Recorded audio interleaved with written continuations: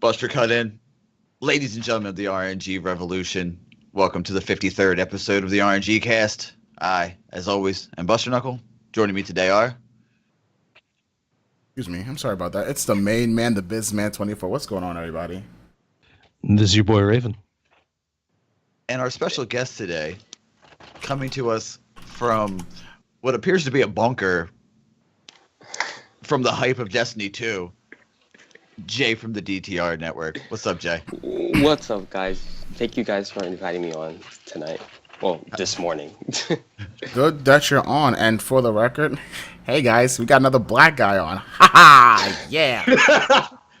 Business isn't outnumbered anymore. Yeah. He's got help. I'm sorry. I'm gonna. All right, so real fast, Jay, because you are you're the first time. It's your first time being on. How did you come up with your screen name? What's your favorite weapon? What's your favorite exotic? Because we're gonna hop right into the Destiny 2 train real quick. Choo motherfucker. All right. So screen name. Don't make fun of me. I was really young. My screen name is J McBoy. I was really into Minecraft years ago. I don't know why, and that name just stuck with me throughout all these years. What is it again? J McBoy. McBoy? 1, 2, 3. Yeah. McBoy? Listen. I was young, okay? I was really young. McBoy. I was really into Minecraft, and it just stuck with me. I can and now understand everyone calls me J Big Boy. So McBoy. I can understand the McBoy, but 1, 2, 3. That's what's getting. No. I don't understand the McBoy. Were you Irish and black at the same time? no. You like McDonald's? You guys can't give me shit anymore for Blister Lister 113. You can't give me shit. Wait a minute. Hold on. Explain the McBoy Honest- piece. You know I'm going to clown you, right? So the boy is not even with a Y; it's with an I. Okay, I was. Oh young. God, it's the B-O-I. Some- Oh Jesus. Oh, you Yeah. sweet summer child. You don't know what winter is yet. And then I didn't know you can't change your name on PS4, so I made my name on PS4 also. So that's my name on PS4 and Xbox. So yeah. McBoy. MC though, right? Not MAC. It's MC. MC Boy. 1, 2, 3. MC Boy. The MC does stand for Minecraft. Yeah, but I'm trying to change. Oh! Buster's having fun with this. You're a nerd. You're a nerd. So No, wait. That's not fair. Okay. We have a podcast about like a game. Okay. Nerds cannot bash other nerds. All right. Fuck that noise. There's no doubt he's a nerd. His name is Jay Minecraft Boy. 1, 2, 3. Can I What? forget the 1, 2, 3? Okay. All right, so before Biz continues on, what's your favorite weapon and exotic in Destiny? My favorite exotic is the Trespasser. I love that. I've been using that a lot At the recently Monte Carlo for in MC? trials. Got it. Oh my gosh. But my favorite legendary weapon has to be the Ayas Luna. I love that hand cannon with the passion. I'm a hand cannon user. I am one of those hunters in trials. Oh, man, you're a hunter too. There you go. That's what I'm talking about. Thank you. I'm the lone bastion. Get it? On Titan Island. And Warlock is alone because what? Wait, there's another black guy in the episode. So I'm Oh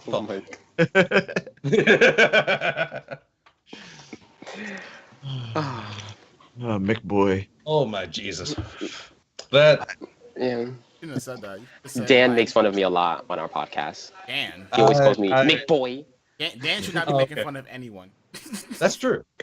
I mean, that's true. He thinks I'm finished with him. Wait, he comes back on. I ain't finished with him yet. I still got more for his ass. Don't worry. Don't worry. I'm gonna go savagery. All right, let's continue. Oh god. All right, thanks. That's the story of my life. By the way, Trials is on Exodus Blue. Blah blah blah. Destiny 1. Let's talk about Destiny 2, guys. Hype train. Train! Woo woo! Raise the roof. Now, luckily, also everyone in my household is awake, so I'm gonna be loud because My fiance is gone. coming. Son. Miss Lady Biz ain't here today. My girlfriend's asleep. So you have to be quiet. Dude, I'm getting I'm getting live on this, man. Where's Bella? Or Belle? What's her name? Bella? Bella, she's sleeping. She's sleeping next to me too. Oh. Oh no, she's up. She just looked at me like, yo. Are you calling me? Say, man, are you done yet? Are you done so I can bark? Mm-hmm. Yeah, are you done with the podcast so I can bark? Yeah, true. Every time. Fucking time. All right, guys. So Bungie had the reveal event going on, and we all watched it. And I watched it. a couple people from the Destiny Tracker Network were there, so Jay might have some first-hand passed down stories. We don't know. He didn't tell us in the pre-show. Surprise, surprise. We just did this shit, fired off the hip. So let's talk about some shit. Des, you have a slideshow, I hear. I have images because I have evidence. I have knowledge. Your boy has been spending the better part. I was up for like 28 to 30 some odd hours because I couldn't sleep. And I dedicated a lot of that time in tracking down as much information from this friggin' reveal after I watched it like an hour late because I forgot it was that day. Anywho, images that we're seeing now. Anybody see anything interesting about that? Because this is just an interesting thing. The No Land Beyond in his hand. I love the fact that this NPC in the wild with a weapon with a lore description that is found in the wild is carrying an NLB in his hand. Do I think we're going to get it? No. But this is actually like a splendid like lore piece because this shows us that this weapon is being used by people perhaps not protected by the city's walls. So, and I just thought it was funny that I spotted was like, holy crap, look what he's holding. So I had to throw this in there too. But Des, I have a question though. Yes, sir. If he's not protected by the city walls, is he also not a guardian as well? Is he just a regular human being that's wielding this weapon? It's possible. We haven't met him yet. Also, hold on a second. Looks like Is there a Buster. way? Is there a way? Forgot where the camera was. Is there a way to zoom in on his patch? I think so. No, this is zoom I don't all the think way. so. Wait, actually, hold. There we go. Do you see it now? Trustland? Trustland? I see Trustland. Tristland? Either Trust or Tristland. Tristland? Could that be his name or could that be a place? That could be his name. I mean, that looks like a interestingly- it's a separate piece. Well, Yeah, I it's mean, it connected looks to it, but like- it's Yeah, it's almost like he's part of military. I mean, perhaps he's like a Owl Sector. maybe. Because Owl Sector, as we found out during, the in-between Rise of Iron and such, we found out that there are humans that monitor us. There are people that have jobs in the city beyond us Guardians. So perhaps he was a human. Also, that boss ass Titan weapon, the weapon that Titan's holding, looks like a mini Friggin' get Gatling gun, son! Gatling gun. Speaking Yeah, of guns, did you know they named the Legitimately, gun after I've been me? wanting- Sweet business. Sweet business. Oh yeah. Oh yeah. Well, I got that image in there, or Okay. it's that image is somewhere. But yeah, let me tell you what. I've been wanting Gatling guns in this game ever since Follows to Arc. It's like, why don't we get his gun? I want his gun.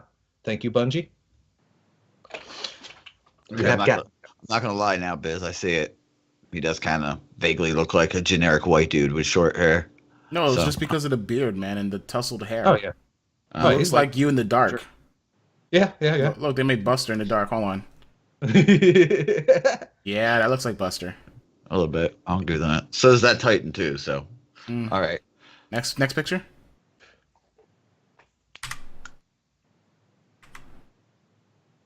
Okay, so all right.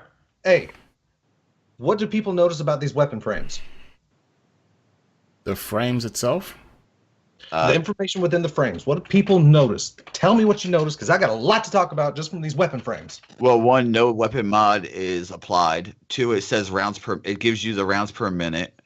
Thank you, Buster.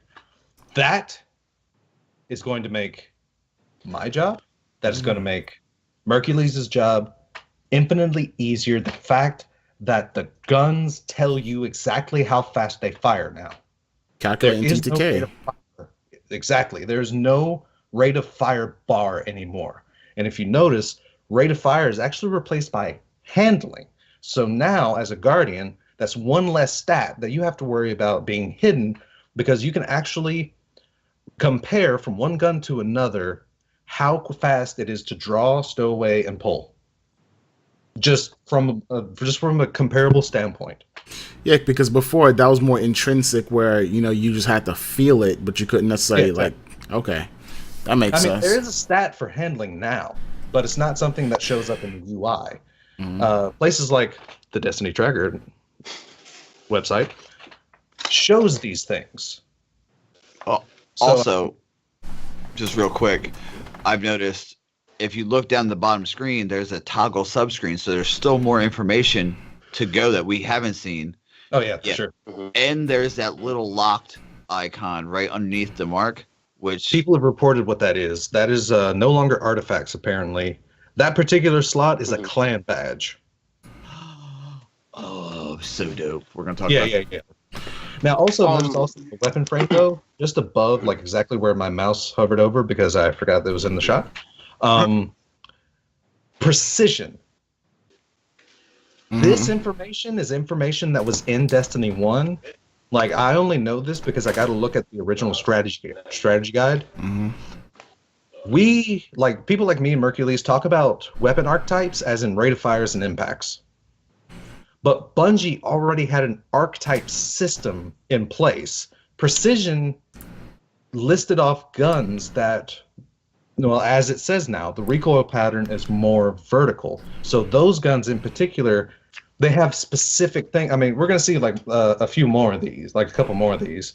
But these are the archetypes, and now these guns are going to tell you how you should expect them to perform.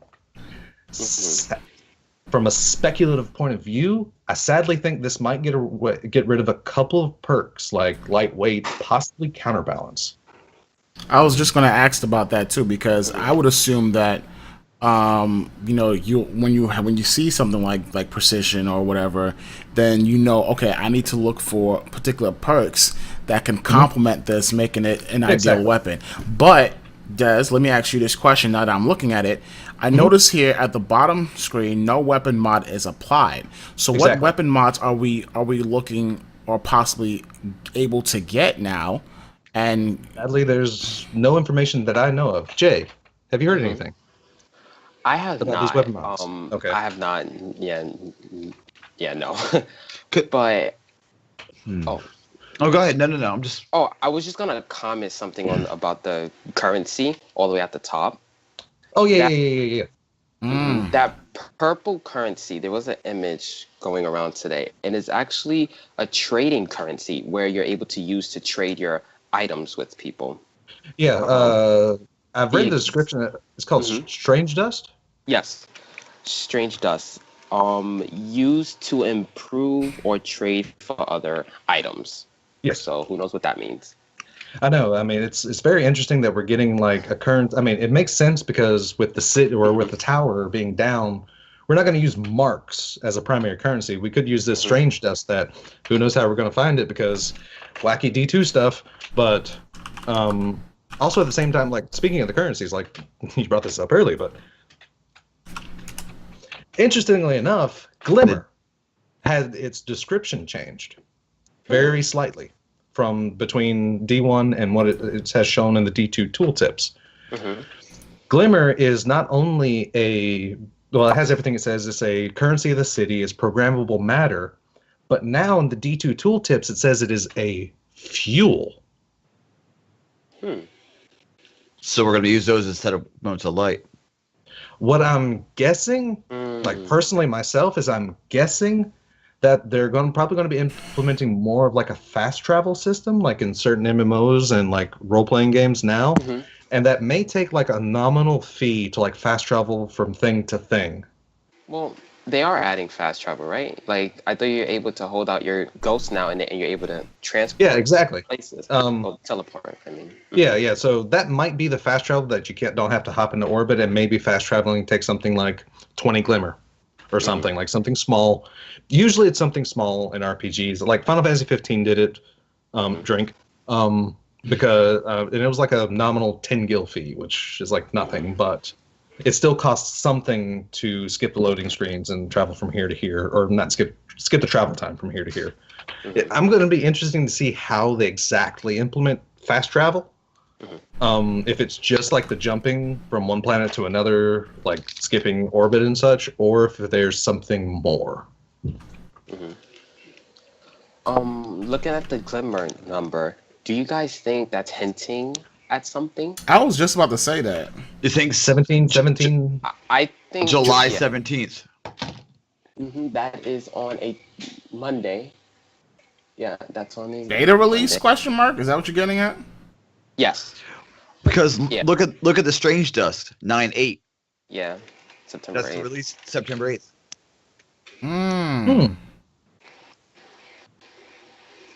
That's probably a really strong. Oh, the ones are slashes. Got it. Yeah. Huh. It's possible. Like, Or it could be 777, because that is I mean, yeah, actually on Bungie- a Friday this year. Bungie Bungie Day's on a loves- Friday. yeah, Yes. Bungie loves freaking. Oh yeah, the 7/7 Bungie Day. And they Yeah, that's true. that could be when they drop the beta on Bungie Day. I mean, and it could be because the beta for D1 was in July as well.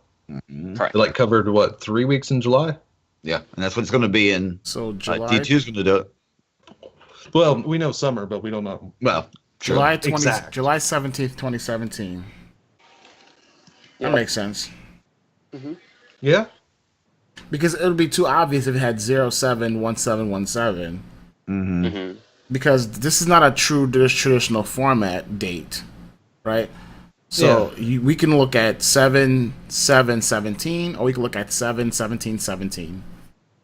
Interesting. Yeah. So that's interesting. But yeah, they definitely chose. I mean, I'm not putting it behind Bungie to hide something in the freaking nooks and crannies like this. Yeah, I was about to say you could look at it backwards. 7/17/17. Yeah. True.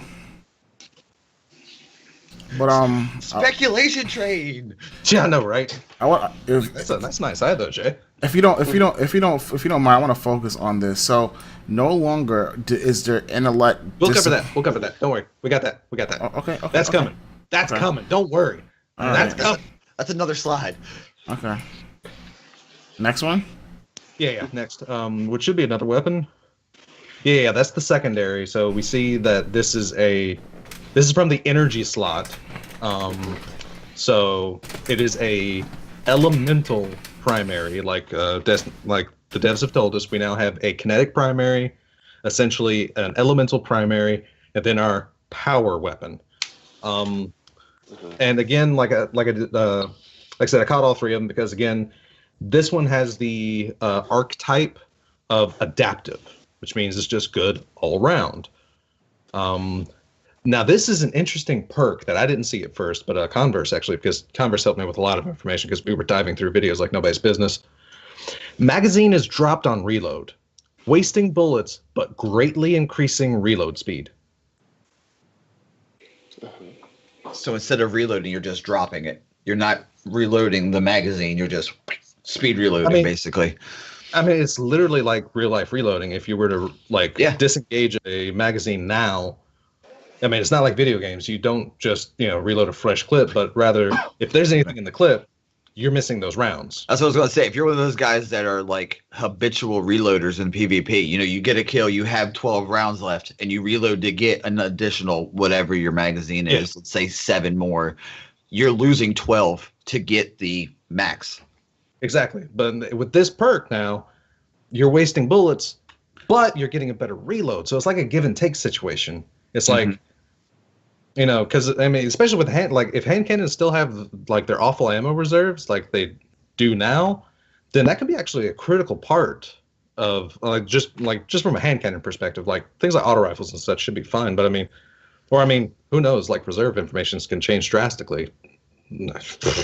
But yeah, I mean, that's a choice. It's like, okay, I can go ahead and reload. I have like enough rounds for a kill in my gun. But I can reload now and I get a faster reload, but I could run out of ammo. So, I mean, it's like a huge give and take. And I made the joke, like the next perk under it, improved accuracy and range on the opening shot of an attack. I wonder if that's rodeo. Because there was literally speculation that that's what Rodeo did, but like I said, we don't know what Rodeo does. So now, just a theory on this whole mod thing. I know we haven't seen anything, but do you think maybe mods are purchasable? Um, No, not no, actual like money, like Tinder or in game, Strength like Test. in game. Yeah, like you could. I'm Oh. personally wondering if they're following more classical shooters in the fact that instead of the stat boosting modifications on like middle trees, if their guns are just going to come with perks, and then however you adjust the stats on the gun is going to be mods. Mhm. It's like you want better range. Well, here's this mod that increases your range. You want better stability? Here's this mod, which I had that's like one of my hopes that Destiny 2 would go to. So I might be biased, but that would make getting weapons, like if there's a fee for attaching and unattach, I mean, it changes the focus of Destiny as a loot shooter. Yes. Because you don't have to chase loot for these insignificant modifications. Agreed. You can actually carry those over. You can actually chase a gun for its abilities, for its perks. So essentially, you'll have a gun with. So I'm the closest thing I can think of is Titanfall, right? Where you have a gun, and it comes with a set of modifications, but every person that gets the same gun gets the same modifications. What makes it different is the customization, and that adds to, again, how customizable. You know, we've always wanted this game to be somewhat customizable, and this is a perfect way where you don't need to, you know, grind for the god roll, where everything. I hate that. You know, I know people don't like to use the phrase god roll, but whatever. But you can essentially customize to make your own god roll, and you know, or what you deem is, you know, your best weapon for your playstyle. Yeah. Right. I mean, and this eliminates the need of, you know, it's like a palindrome. There's a lot of people out there. I mean, okay, not just palindrome, but hand cannons in general. If that hand cannon doesn't have rifled, it's trash. Yep, I agree. There's a lot of people out there. Me. But so this takes off you know, like I said, if that is true, then that takes that weight off of the gun. Because you can get this hand cannon, it's like, oh my god, you know, it doesn't have rifle. Oh wait, I got this mod. I could pull off this other gun and put it on here. Maybe. I mean, again, this is all pure speculation, but it's the only thing I can think of, like, because I mean that's all mods do in shooting games. Is that, you know, like Titanfall? Because I mean I haven't played Titanfall, but I've watched a lot of videos because Titanfall gameplay can be hype as hell to watch. But you know, things like different sights or this weapon reloads faster, or that's actually the only mods I really know about Titanfall is like faster. So basically, there's a reload faster mod. There's a shooting while running mod. I said reload. There's an aim down sights faster mod. So yeah, there's one that takes away, I think, some of your cooldown of certain abilities mod. So Also, real quick, Biz, could you go to the very top left-hand corner next to the name? Yeah, the symbol. All that is not a goddamn animal subclass. It's just the representation of the goddamn class. Thank you, Jesus. I didn't want to cancel my pre-order. Thank you, Bungie, for not giving us animal subclasses. But the dev did say you're firing fiery phoenix blasts. Yeah, just the personification of Animal connection, though. No, I'm just kidding. But I was going to bring that up. So no, we're not getting our powers from the wild, right? That's what you're getting. We're not getting animal powers, like. And legitimately, what I hope, like they showed, you know, the first mission, or the first 10 minutes of the first mission. But what I hope, because in the display, I'm hoping this was just for marketing. I'm hoping we don't start with the new subclasses. No, I don't. No. I mean, I don't think we will. No. But I'm hoping D2 release that we won't. No, I don't think so. Like, I think we will have to go out into the wild to get our classes, but not from animals. I think we're gonna have to, like, I think they're calling these what lost subclasses. Is that what they're calling? I'm these not sure subclasses? what they're called. I haven't heard a term Okay. connected to them Mhm. myself. So Well, I did hear that a majority of the game takes place on like the Saturn moons. I think that's Titan. Is Titan the Saturn? yeah, Titan's the moon. Yeah, that's what I've heard. That a majority of the game takes place there. So I think we're gonna have to like go out there, find our subclasses from. I keep thinking about to those that Aphrodite's lost group. Well, they're not lost, Yeah, but yeah. she always says that she has a They're group secret. far out. Yeah, I think that's where we're gonna get our subclasses from. I mean, that's what I've been saying for months, but these guys don't want to listen to that. No, I don't I've wanna been saying listen that to too for months. I Yeah. just want to have a Warlock Book of Secrets that was forbidden, and now we use it, and now, yay! Now that might be Io, That's Io. because they said in the stream that Io is actually a sacred place to warlocks. Mm-hmm. And that's all what right, Ikora is. yeah. So I mean, me and Converse have been doing some speculation on like enemies found and what was it? Was it? Is it Titan that has the methane ocean? Yes. Yes. We're speculating Fallen are going to be there because it's Golden Age, and Fallen are always scavengers. Because I think I actually surprised Buster in a public event that they're for the Glimmer drills.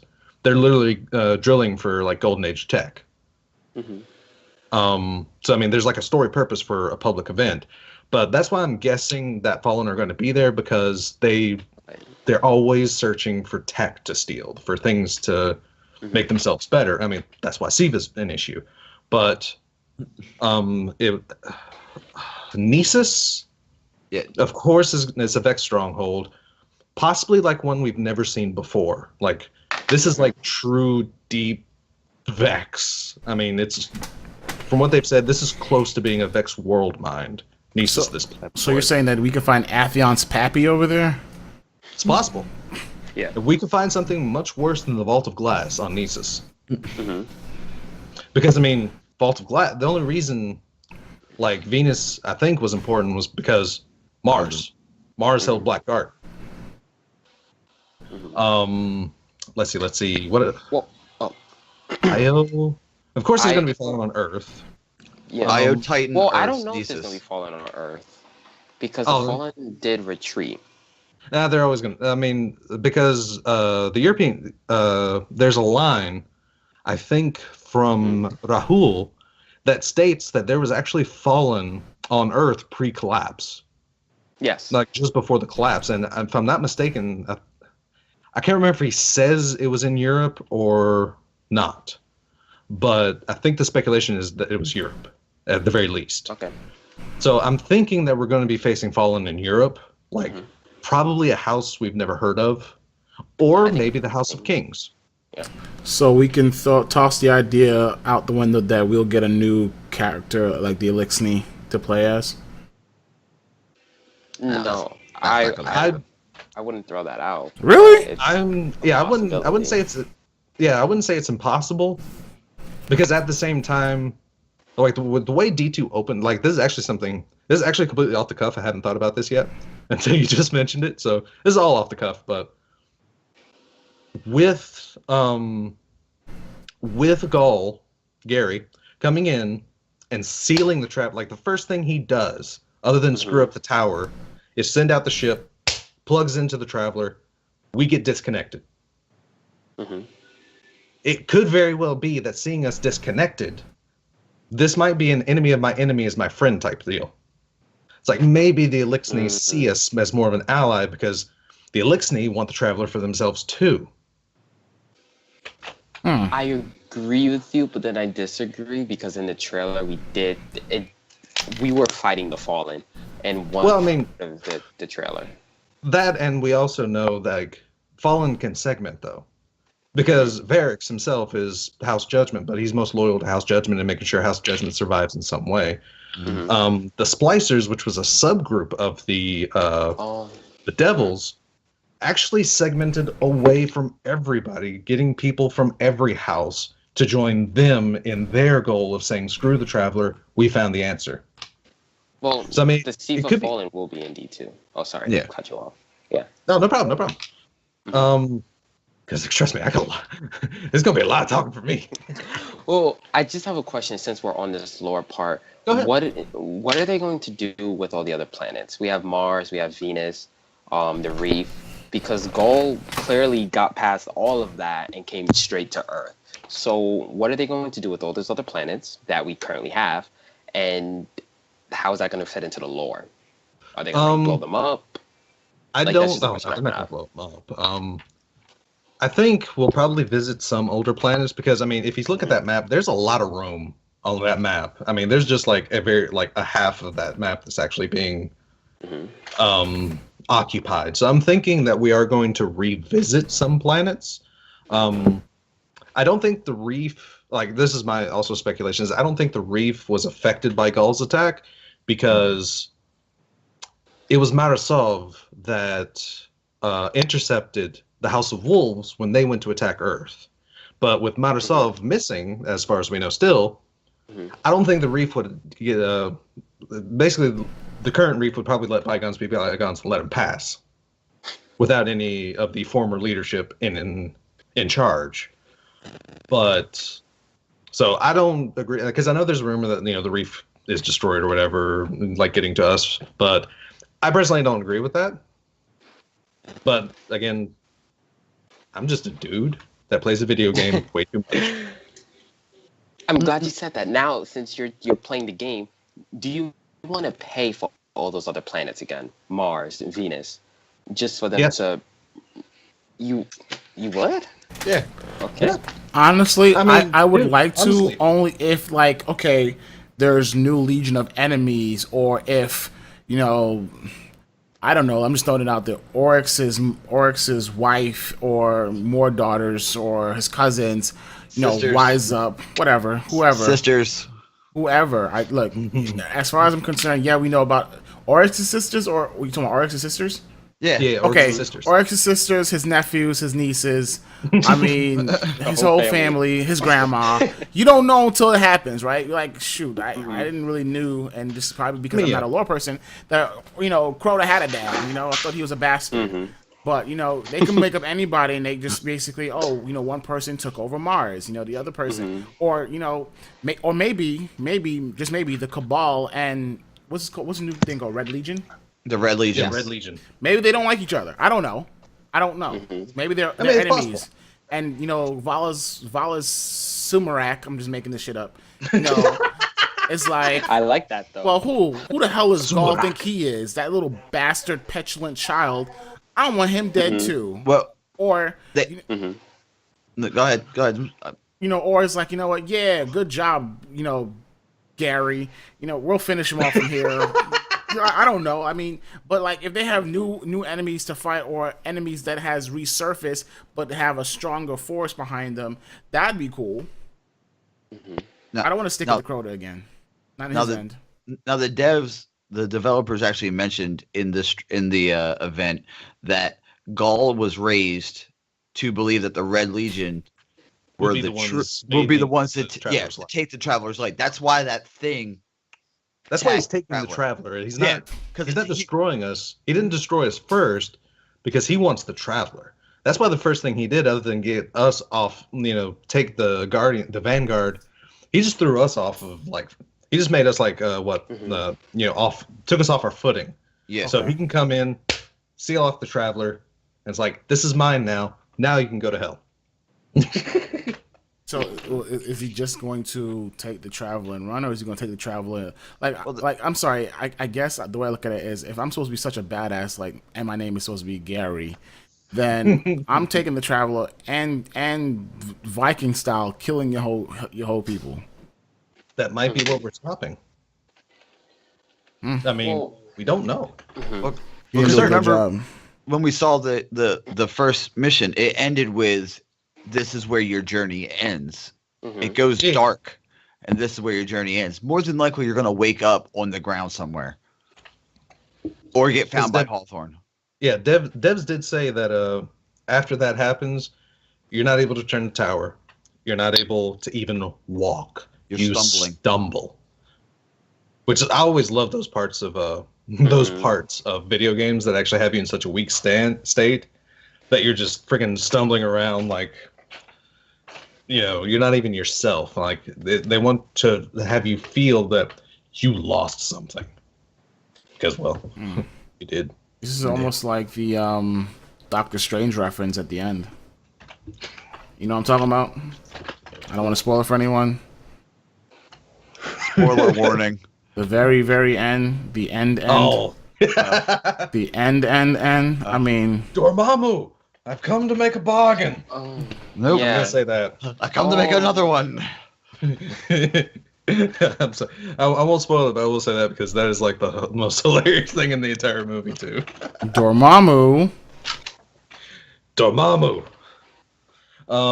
So, I just want to say really quickly, I did see a rumor out there that we will be returning to the Dreadnought.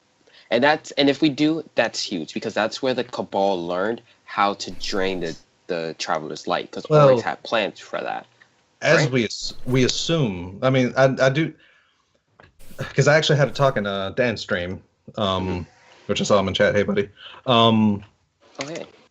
Because I had some discussion, like right after reveal, I had some discussion with him and some of the people he was running Kingswell with for somebody. But yeah, like I was on the stance that if Gaul knew about the Traveler from such an early age, chances are he knew already how. He probably already had a plan like in motion to do this thing he's doing. But I don't we don't know, like, one thing I did have to like come to basically to terms with is we don't know the time frame of the Lost Signal mission where the Cabal reach out and send out. It's like, hey, these guys have these paracausal capabilities. We can't keep them dead. They're wrecking us. Traveler's here. Mm-hmm. So, because I mean, the only thing that supports me in that is perhaps like we already knew that from the Taken King that the Cabal that are in our system is an advanced scouting party. It's very possible that they weren't told of the Traveler, they weren't informed of these things, and they may have, like, it was their own personal chain of command that sent them on the mission to learn how to deal with us, because that, Vanguard basically just didn't know. Whereas Gaul's just sitting back, is like, oh, they found the Traveler. It's time for us to go.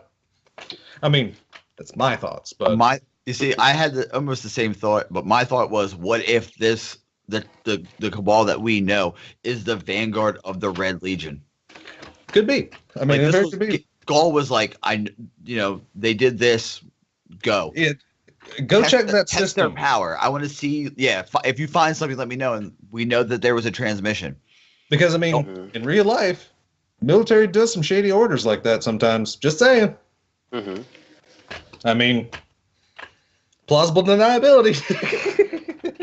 Also saying that if it was sent to the Emperor's not going to send his entire army that's vast, like the Cabal has a vast army in the lore. He's not going to send them against paracausal fucking weapons. No. He's going to want to cripple that. You're not going to go yeah. against an enemy that has a guy who can throw nukes.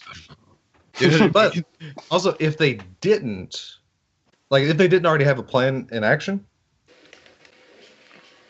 or if they did already have a plan in action, where would they, how much does Gaul know?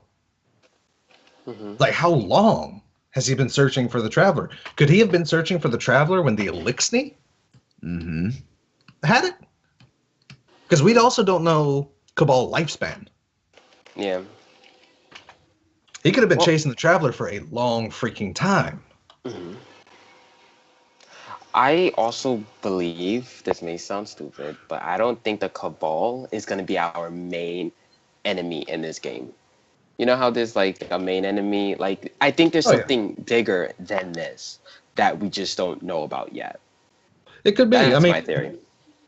A lot of like the promotional trailers, we did see things like we saw Vex that looked very different. We saw, I think we saw some Hive. Maybe? We saw one Hive Knight. Okay, we saw Hive Everyone Knight. is saying he's a Hive Knight, but okay, it's a Hive Knight. But we can say this.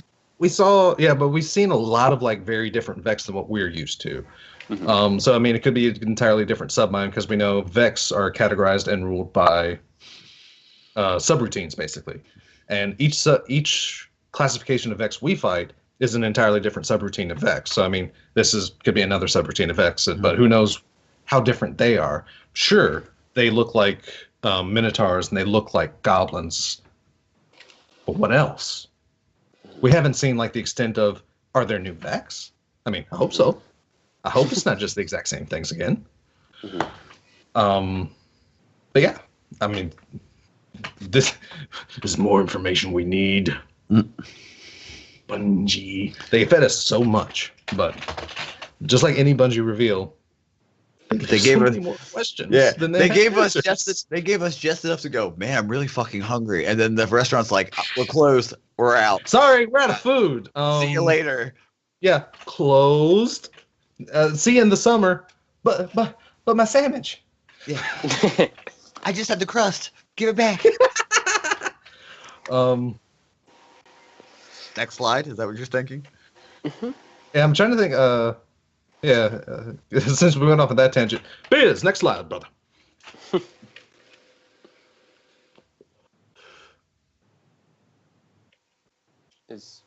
There's next slide. Business. Biz. Oh, there you go. Okay, he's moving. Okay, there we go. There. Okay, and this is the heavy, aggressive, high damage, high recoil for a grenade launcher. It's like what? Makes sense. It's gonna have high recoil. It shoots a fucking grenade. Yeah, I know. But as you notice, like grenade launchers have the same, and sadly my phone still had its interface up when I snapped this screenshot. But we see that grenade launchers are categorized much like rocket launchers, with blast radius, velocity, blah blah blah. 7 rounds per minute. And we do see a returning perk here with automatically reloads a portion of the magazine when critically wounded. So there's that. Next slide. All right, so this is the map. Honestly, I can't remember why I snapped this, but this is the map. I don't know where it is, though. I assume it's Earth. European Dead Zone, for sure. Yeah, I'm assuming that's what it is. Because if you look down, go ahead. If you look down, you can see the Scorched Plateau, colony. You know, it seems very earthy in terms. Yeah, but where's there a lava field on Earth? Lava flows. I mean, unless like Siva Fallen are there. Touche. I don't know. But like I said, I just don't know exactly where that is. It could be earthy because it does have things. It could be Io, considering it's Artifact's Edge. But but I did want to make mention, like Bungie may have gotten inspiration from another game about how their map works. Like, considering they said that you can start any activity from patrol. You can start any activity from patrol, and you can essentially fast travel from one place to another without ever having to go to orbit. This sounds a lot like it's working like the Division in terms of map. Because in Division, you walk up to a mission, and you can start it right there from the mission's entry point. You can actually start a mission, way the crap on the other side of the map, and fast travel to the mission. But that's what I'm assuming that it's going to work like.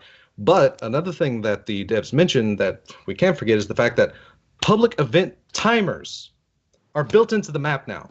They're going to tell you where they are and when they are. Which might be those blue marks with the little yellow. Yeah, it might be orange. the circles here. Yeah, it might be the circles around some of these locations. And like a lot of this might be like the sword marks could be like missions of things, and perhaps or these other markings. I mean, I don't know, because the sword markings do look like current mission icons. And there's that green there. Holy crap! Maybe that's a strike. Crap, I don't know. But there's going to be a lot of interesting things. There's a lot of things I can't wait for, like finding out what the crap a lost sector is. Isn't that the lost sector symbol? I don't know. The green one? Isn't that what that was? I don't know. Because trust me, that's not good resolution. Very true. That's like way too small. And if we zoom in, we're probably still not going to get much of an idea. Yeah, it's still yeah. Yeah, it, like gets really blurry. Thanks, YouTube. But I do have a question about this map. Does this Uh-huh. world big enough for you guys? Like, does this map look pretty big? Wait, based off the images? Yes, Based off the based off image? these images. Yeah. Does this I think it's fine. It looks at Like least the the size. size. I mean, we don't know about the scaling, but it does at least look roughly the size of like the Dreadnought map. Mhm. Which the Dreadnought wasn't small. It's just that the only thing I didn't like about Dreadnought is the fact that they kind of implemented the No Sparrow thing, and that made it seem so much larger. Yeah. But the Dreadnought wasn't small. Like I say, it could be scaled differently, and this could actually be twice the size that we're expecting. But from its current size, I don't think it's that small. Okay. This could also be one area. This could also be like the I guess the rocket yard, if we want to use Destiny 1 term. This could just be the rocket yard, and then anywhere else you could travel to a different instance, I guess. Yeah, I mean, it's possible this is a section of the map, or maybe just the European Dead Zone, and then like you can go over to the Cosmodrome. I mean, I don't know, or they can actually have multiple new subsections. Like, oh, here's Cosmodrome here, but now you got to go over, or like IOs. Like, well, you can go into this area, or you can hop over and choose this area. Sort of how like they divided the Cosmodrome from the Plaguelands, but now they're probably separating. I mean, that's highly possible. All right. Next slide. Or Yes. any more? Okay. Why did I take this image? Because I it's remember fucking why cool. I took this image. No, look at that hand cannon. Is that the free will? No, well, I don't know, but New Monarchy? is a new monarchy hand cannon. Yeah. We might have that might be some kind of confirmation that our factions are still alive, because he is carrying what doesn't look like any current or previous that I know of new monarchy weapon. Yeah, Yeah, but it does resemble free will, but It looks exactly. black, though. It looks black. Oh no, it's red. Oh, okay. It's like a deep red, but yeah, it's definitely red. That might be my phone screenshot. These screenshots were taken on a phone. It's kind of a deep red. Yeah. Well, Yeah, I saw that and I kind of freaked because it's like I said, this could be confirmation that we actually still have our factions, which I legitimately want to see how they react to this crisis. You know, like where's New Monarchy? Like with the Traveler taken out of commission, where's Dead Orbit? Where's New Monarchy? Where's Future War Cult? What's going to be their game plan once the stuff hits the fan? Well, Future War Cult's like, hey, we're gonna rise up and kill the mans. Then Orbit's like, give me alone, God. And then New Monarchy's, I still have hope. I mean, it's pretty simple, right? Am I right? you actually are right. Yeah, I give you that one. You don't know lore, but you pretty much. Yeah, pretty much. Except for New Monarchy's like, we're still going to take charge. Yeah, Screw we're still you. in charge. This is us. We're more noble than thee. Pinky up. Yeah. So yeah, like I said, Right, that's why I took that screenshot, because that's a nice little tidbit of information. Next. I really see the factions trying to like take control now. Like, Oh who's yeah, New gonna Monarchy play for as the sure. leader. New Monarchy is definitely gonna spin it to try and take control. Dead Orbit, I'm thinking, might see it as it's time to get out. Bye. The next image. So yeah, next. Oh crap! I left that in there. Smash. Yeah, we know Smash is back. I'll be talking about that at length as well. So next slide. Wait a minute. Hold on. Stop. What is the Dreg wearing? Purple. that? Oh my God, purple. What's that? Well, it's hard to tell because it could be a tatter of a house sign, but they're wearing purple. Is not House of Kings purple? Are those? Buster, help me. No, I thought they were yellow. No, kings are yellow. Yeah, So, Kings are yellow. so we don't have a purple Fallen House. No. So this is definitely a new Fallen House. Wow. So it's a good thing I left this image in. There the is good idea. speculation that the queen's brother is going to take control of a fallen house or the House of Kings. What, just like his sister did? Yeah. Because I mean, wolves one were of- under the Queen's orders for a time. Purple's House of Wolves. Purple's wolves? Purple's House of Wolves. I thought wolves were different blue. Mm-mm. Winter's Oh. blue, Judgment's green, Kings are like a yellowish teal, yellowish beige. Teal is House Exile, purple's Wolves, red is Devils. Oh, So this is wolves. So they may have actually found a cow. they may have found a servitor and a Kell again. Oh, The queen's hell. brother. And it's probably in the European Dead Zone because that's where Or House they of Wolves. could be like the lost the broken house on the moon, and they're still scrapping by without a leader. But hold on. Let me ask you about this theory, Jay. If it was indeed the queen's brother, then that means that we're no longer cool with the queen and her people, or the brother just decided to go AWOL and go off the chain and say, I want to be a Kell of Kells. I don't think Aldrin liked us anyway, to be honest. Yeah, with you. Aldrin didn't like us anyway. No. So I wouldn't He be didn't care for us. surprised if we have to fight him. Yeah, he might blame us for what happened to Mara. Yeah. Hey, don't blame me. She called the Harbingers. We can't do that. But yeah, that's good eye on that bit. Holy crap! Like I said, I took this because it's like, oh my god, Smash gonna be in. This is before all the gameplay crap came out. Okay. All right. Next image, right? Yes, sir. And this is, I thought it was a Titan Dash ability, but it turns out this is the Juggernaut flow. no, yeah, this is the in-cast, like after Fist of Havoc is activated, this is the in-cast after image. This is what he looks like, because as we know now, with the gameplay and stuff coming out, Fists of Havoc, as it's called now, is a roaming super. That's scary as hell. He's also super strong The video in, clip. in the Time Force, in the Speed Force, just to let you know. Yeah, White Lightning, super fast. The video I'll show you will alleviate some of that terror. I'm just worried about like the area of effect. Like I can't think. It's much- I It's like this. got a It's video. I got a video. Okay. Okay. That's the video that's the video in the drive. Like Okay. one of them. So move on. Yeah. And this was a smash. So next, I thought I'd Okay. leave these. I did not.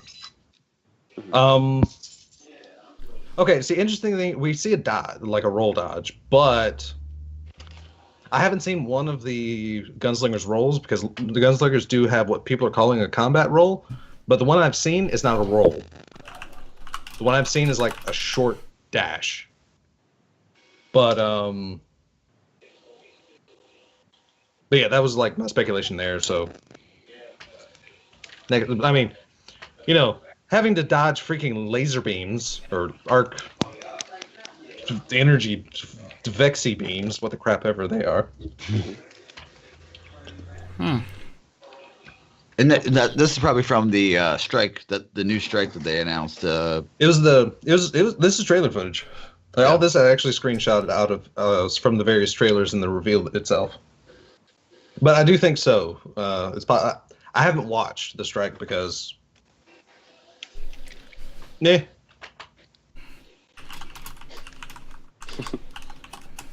Okay, we can go to the next one, right? Yeah. yeah. Okay, and yeah, this is another thing that we've discovered. Striker Titans have walls that they can put up. But this is the shorter wall where you can shoot over, right? Yeah, they have there's a choice that Striker Titans can make. It's either a half wall that you can put up and use as cover, or this half cover, it's like he puts it up. You can use the cover system that apparently is still going to be in D2. You can pop over it. You can shoot. Once you stop aiming and duck behind that cover, your weapon reloads. So can I just say that this is actually going to make Guerrilla Fighter much more useful now? If Yeah. Guerrilla Fighter is still in the game, Yeah. if this it's would not make it okay. usable. Like I'm Because I'm- you have mobile half cover at all times. Oh, not all times. Probably about like nearly a minute cooldown on these class abilities. I think they're being called. What was the? Okay, sorry. Okay, we'll get into it later. Okay, never mind. But there's also another wall that's bigger that just protects you in general. Yes, Yeah. you cannot shoot through that. It's basically a quarter, roughly, of a defender bubble that a striker just puts up and blocks off an area. Defender. You cannot move through the full shield, and you cannot shoot through the full shield. It is actually a physical obstruction. Same with the quarter shield too, right? No, You can't I move believe that. so. I believe so. Yeah, like you set Considering it it on is the tough. ground. Yeah. Yeah. So then let me Also- go ahead. No, go ahead, Biz. I'm just No, finish your thought because I got a question that's often. Des, look at the harpy color. The tendrils Yeah, are purple. tendrils. Yeah. Is that what color they normally are? Usually they're reddish, I think. But Okay, this could so be let's start with environment. This could be environmental lighting though. So True. Okay. because I mean, there's a lot of like environmental lighting that does funky things to things. Like in most, I think Hive things, like there's this orangish glow that red tends to make. So I mean, they look like standard harpies besides the tendril color. So I don't know if that's signifying anything or if that's or what. Well, we were just saying, different subroutines. Maybe that's how they can just, different ones. Yeah, that could be a possibility. Or maybe these are harpies that do something we don't know yet. Maybe they convert into missiles and Bomb come us. at you. Yeah. I mean, Like exploder thrall. yeah, Exploder harpies. So when I first saw this, I couldn't help but to think of Halo a little bit. Oh yeah. I thought that was especially the newer that didn't they have a grenade in 4 that became a wall? I don't remember. I don't know. I didn't play the game. I just seen like footage and stuff. I thought it was pretty cool. I did have one question about the shields though. Is it time based as far as how long the shield is up, or is it damage based like Reinhardt? I believe there is a. I do believe they have health, because as you notice, like some of the gameplay I'll look through, when they first pop, they look pristine, but as they get shot at, they start to crack. Okay. So they have no viewable health, but they might have a condition in which, I mean, I haven't seen them run out, but I've possibly seen like one half cover used and get shot like too much because they used it as cover. It started cracking. They got up, they turned it for another engagement. And by the time they turned back, the half cover was gone. Mm-hmm. So I don't know for sure if it's, I don't know if it's that or not. I'm curious to see how these not this quarter wall where you can duck and shoot, but the bigger wall. I would like to know how much damage it has against supers. Can you one shot with a Golden Gun or a Dawn Blade, or does it require multiple? How strong is it? Because that would determine if it will be considered OP or not, right?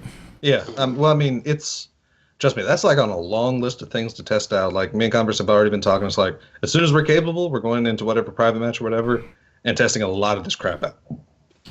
A lot. I just want to say this. I don't know if you guys heard, but private matches will not be in the game as soon as it launches. I don't think I've heard from is Mr. Fruit saying that he didn't hear from any confirmed source about that, but he has heard the same thing. Yeah, so I'm still waiting on Twitter. Tweeted that I think last night or this morning, saying that but they are working towards something that's better than private matches. Like custom what? matches, for sure. Custom? I don't know. Or maybe esports, something with esports, competitive play. So No, Destiny will not be ready for esports in the MLG. Especially so far as you know, as a team-based shooter, Ah, it already was. It was borderline ready in D1. I mean, look at the competitive, like just the small market that it has now. I mean, it has the tournament scene still has a huge following. Mm-hmm. Private matches only made it that much easier.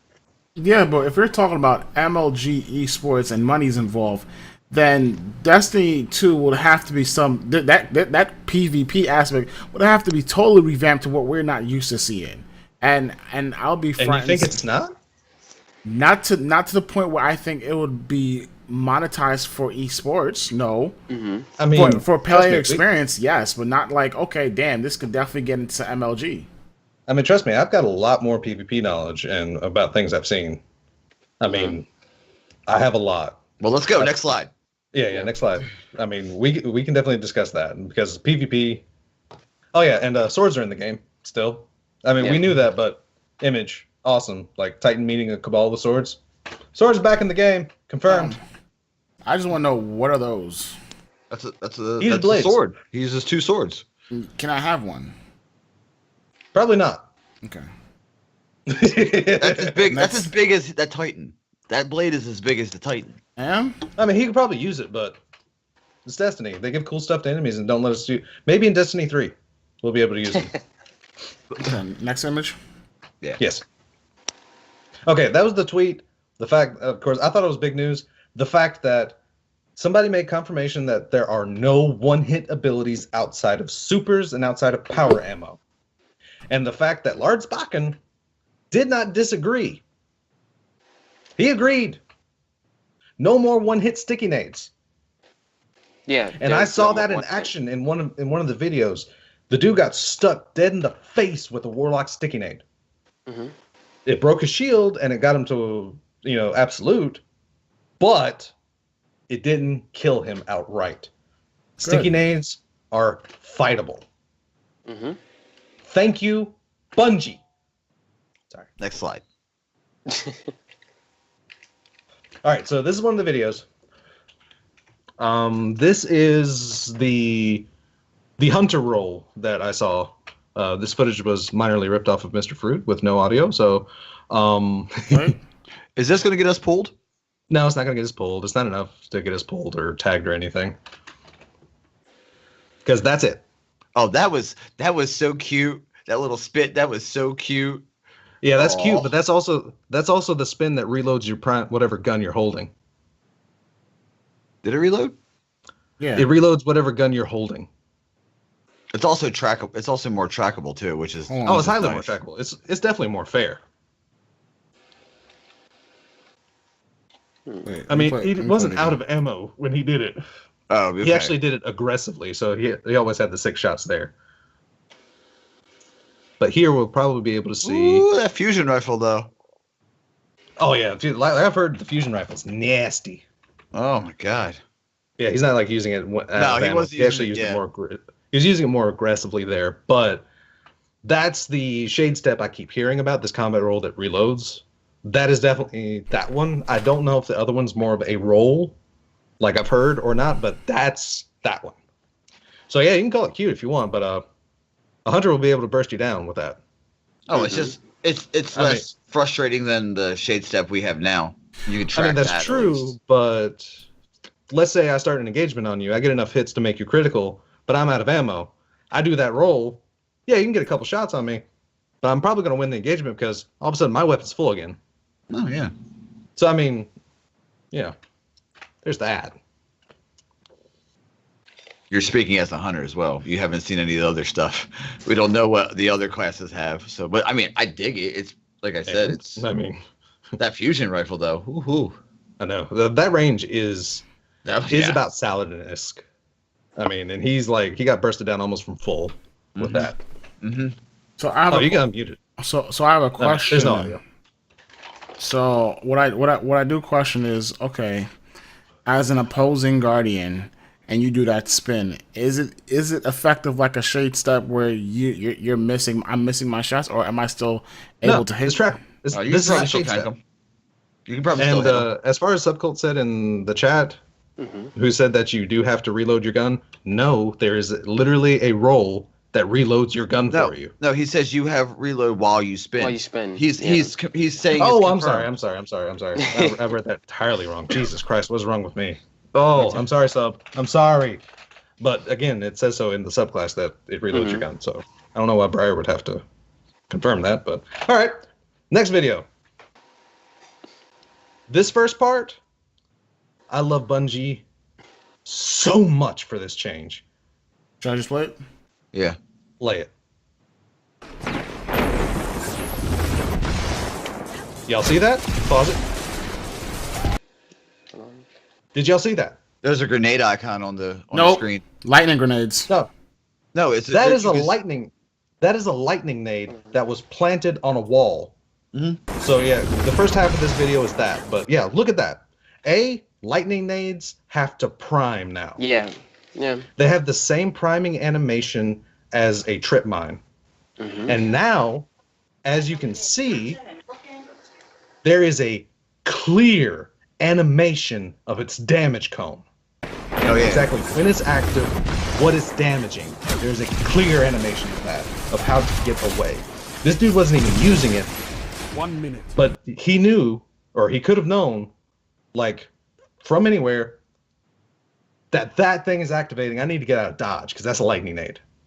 Thank you, Bungie. But you can also see where it's at on your. There's like that little the grenade. Okay, and It's I always, know. but that's always Which is that's cool. been right there. on your screen now. Can that help you? When they two burst you, and the time that it even takes to activate, they can already two burst you right now without a clear damage animation. Yeah, it's cool. It almost looks like it's sparkling rain too. I actually like that change a lot. 'Cause Dude, I hate love that change, 'cause nades that's with a my- passion. that's hate my- lightning nades. Okay, here it comes. Here it comes. Mhm. Okay, this is him using the full cover. Titan comes in. Look at that distance. If you can back up and pause, like right after the first smash happens. That distance, I've been in this perspective before. That You're distance dead. Right You're now- dead in Destiny 1. You're dead Oh, in you're Destiny 1. dead. You're dead in Destiny That 1. smash Oh, has yeah. killed you in D1. Yeah. I know because, like I said, I've been in those eyes. We played Mayhem Clash last week. We know what smashes look like. I've been in those eyes. But that is your kill range. Look at the air. Now, I do believe it did touch him a bit, Yeah. but he is nowhere. It did not even hurt. Let's see. Okay, it did touch him a bit because he was at full health. So yeah, he actually got hit by it. So he is on the out. He is in the outer edge of the smash. Look at the area of effect. I mean, the area of effect is one thing. Like the animation is one thing. But this is kill range in D1. Yes, easy. Yeah. Easy. But this is no longer smash kill range. That is like a third of smash kill range. Smash is going to be so much more manageable. Controlled, yeah. Just purely because they've practically, other than making it a roaming super, they've gimped Smash. So they nerfed the area, the circumference, the area effect of Smash. But I guess my question is, okay, I'm thinking as a Dawn Blade, I'm hovering over you, I'm throwing Phoenix, blasts at you. Can you jump and shoulder charge while you're in the Fists of Havoc and be effective? Don't know. Shoulder fact, charge the- not in the build that they Huh? played. Oh, shoulder charge is actually in the build. It's in the build. It was? Yeah. Yes, you can shoulder charge or Oh, I didn't know slam. that. I apologize. No, not in the super. Shoulder charge is still an unlockable ability. Yes. Oh, okay. But what I'm saying too is Now, that you the can shoulder, but there's a different shoulder charge in super. yes. That's different. But Yeah. there is shoulder charge still in the Striker Titan kit. Okay. But what I want It's to know in is the it's in the section that was sealed off during play. So it says, it needs like an ability unlock item, but there's still no clue on how like the subclasses actually work completely. But shoulder charge is still in the kit, and literally, this is the first time in this video was the first time I've seen a fist actually kill. Because I actually watched Luminosity. I watched him play Striker, and Lumi is freaking a god in Destiny. He whiffed his initial smash on a person, and then he just went out and like got a 3-piece just off the shoulder charges.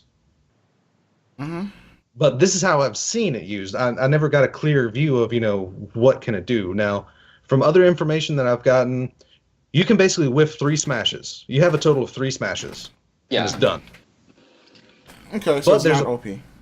Yeah, there's a part of the build that once you get a kill, actually it's part of both Dawnblade and Striker build, that if you get a kill in your super, it extends your super time. And here's another thing. I was watching Luminosity do his deified thing in Destiny and just wreck and murder everybody. Guess how many supers he had in one game? 5? How many? 1. What? Super energy takes forever to get in D2, Mhm. at least in the current build. It's a universal cooldown now because there's no Yeah, more. It's a intellect universal. discipline. Yeah, intellect discipline aren't a thing. They're all universal cooldowns. There are still armor perks though that Yeah. will modify cooldowns, but that's it. Everyone has the same cooldown timers for melee, grenade ability, or class ability, and super. And super energy. Trust me, I think this is why they made Smash a roaming super, because they're making supers hard to get, but they're making it worth it. Because the tactical application of a Smash now, let's say you're in a control game mode. I know it's 4v4, but let's say in your control game mode, you have a person on A, you don't know what you're up against, you have a super, you could smash that point. Then you have your teammates clean up that point, because then you can actually run off and start shoulder charging the opposing team. But I mean, that's just the applications. It's both. It's a defensive start, but all of a sudden you can go on the offensive with this super, and in something like this, which is an elimination game mode, which is their new game mode, was Countdown. Countdown. It's an elimination style.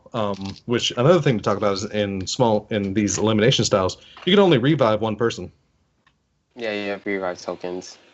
Because if you notice in the bottom right corner, the empty circle there's a ghost token icon if you can revive somebody. But as soon as you revive one person, it's gone. You're done. Once a round, you can revive one person. And let me tell you, if this is the same change that they do in something like Trials, dude, that's massive. If one revive is all you get,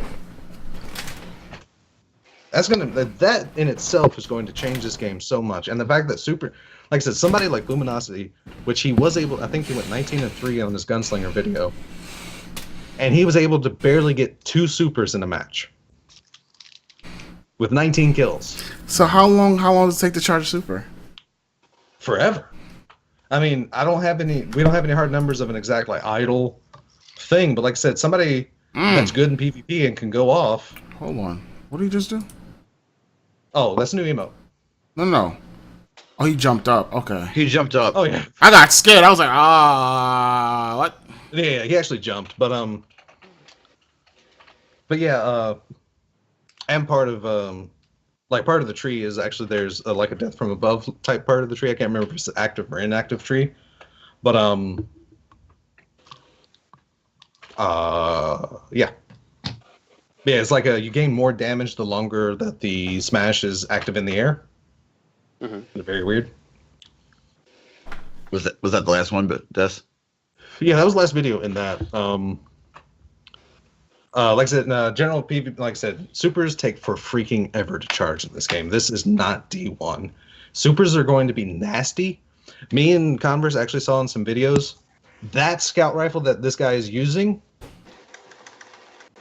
There's another thing I actually wanted to cover. The scout rifle that this guy is using was doing 52 to the head. He shot a Dawn Blade in active super, and he was doing like 21 to the head, I believe. 20 something to the head. So active supers right now are still looking at a rough 50% damage reduction, which is exactly what they are now. Is that they are 50% damage reduction.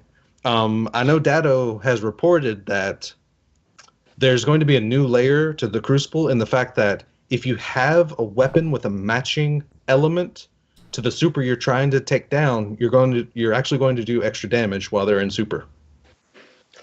Hold on. I do have a quote from a Bungie dev on that. Is there any more images? I'm just trying to pull it up now. Oh wait, no. So the exact quote was. Oh, for those pictures, that's the primary ones. Let me reopen these images. You go ahead and Jay. Oh, Let's go okay. check some things. So the quote is: any type of energy damage will deal bonus damage to enemy supers. Grenades and melee count too. You do not have to match damage types. So that. So if you use your energy slot, it does extra damage against supers as opposed to using your kinetic slot. Okay. Okay, That's wow. That's more generous than I thought it'd be. Generous. Let's see. This imager is a couple of the exotics. So You put it up, posted up already? no, I think there's one of them I do want you to. The very first one, I believe, is some armors, and we can get like a view of some like the armors and such. Are you showing At your 1:38 a.m. No, like I said, no. Like I said, you can. It's in our Discord. At 1:38, the first imager I posted. Okay. Also, be sure to check out the RNGCast YouTube because this seems to be a very visual episode this week. And I mean, we it's apologize for that. visual. But you I'm can trying to hear like us- explain as much as I can, but it's kind of hard to. It's kind of hard to actually say. Like ranges, like the smash bit. It's hard to. It's hard the to show. it's the RNGCast podcast. You can look us up there. We don't have a custom URL just yet. Yeah, but yeah, some of the armor stuff that I found was very interesting. Like many people know, there's no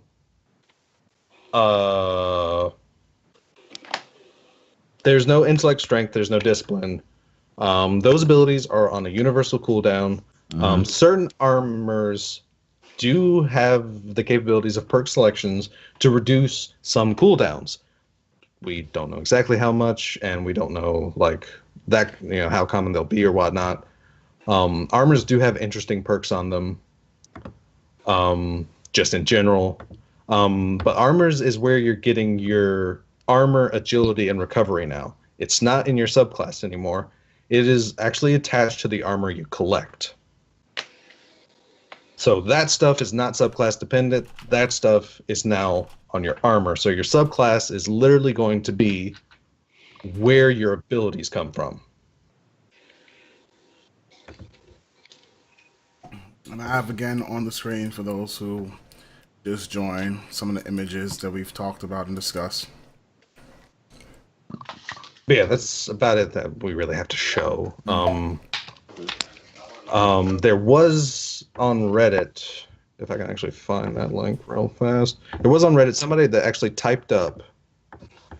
Trust me, I had about a dozen and a half other screenshots, legitimately. But somebody on Reddit typed up the contents of each subclass. Dawnblade for the win. Well, it's what we know. Look, that shit looks cool as hell. Okay, here we go. So I'll read these off. So this is information about Dawnblade, about Striker, and about the Gunslinger, because that's what they showed off during the event. So Dawnblade, Super, Daybreak, of course, we saw what that is, weave solar light into blades and smite your foes from the skies, which is an amazingly epic way to put that. The grenades are your Sunsinger Warlock nades. Fusion nades, solar nades, firebolt nade. Yeah, Firebolt. I hope they do something with that. It was not really used. I'm surprised they actually put that in there, to be honest. My theory is that these new subclasses are actually replacing the element of the old subclass. Yeah, I agree with that, but I'm just surprised that, with Firebolt being OP'd and then nerfed to the ground and now is no longer viable, that they would actually bring it back in the game. Oh, if fusion nades don't one-hit you, what's different from a Firebolt?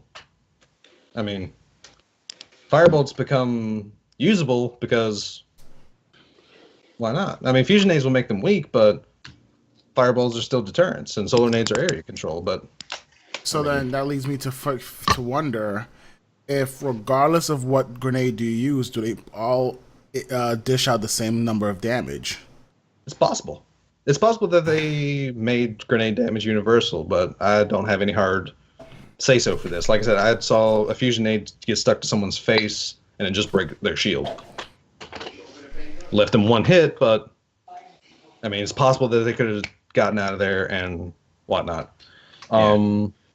The jumps are also the same: control glide, balance glide, focus burst, which is height, better control. They have renamed like better control and like height and such. Third skill, which, like I said, I'm hearing is called class abilities.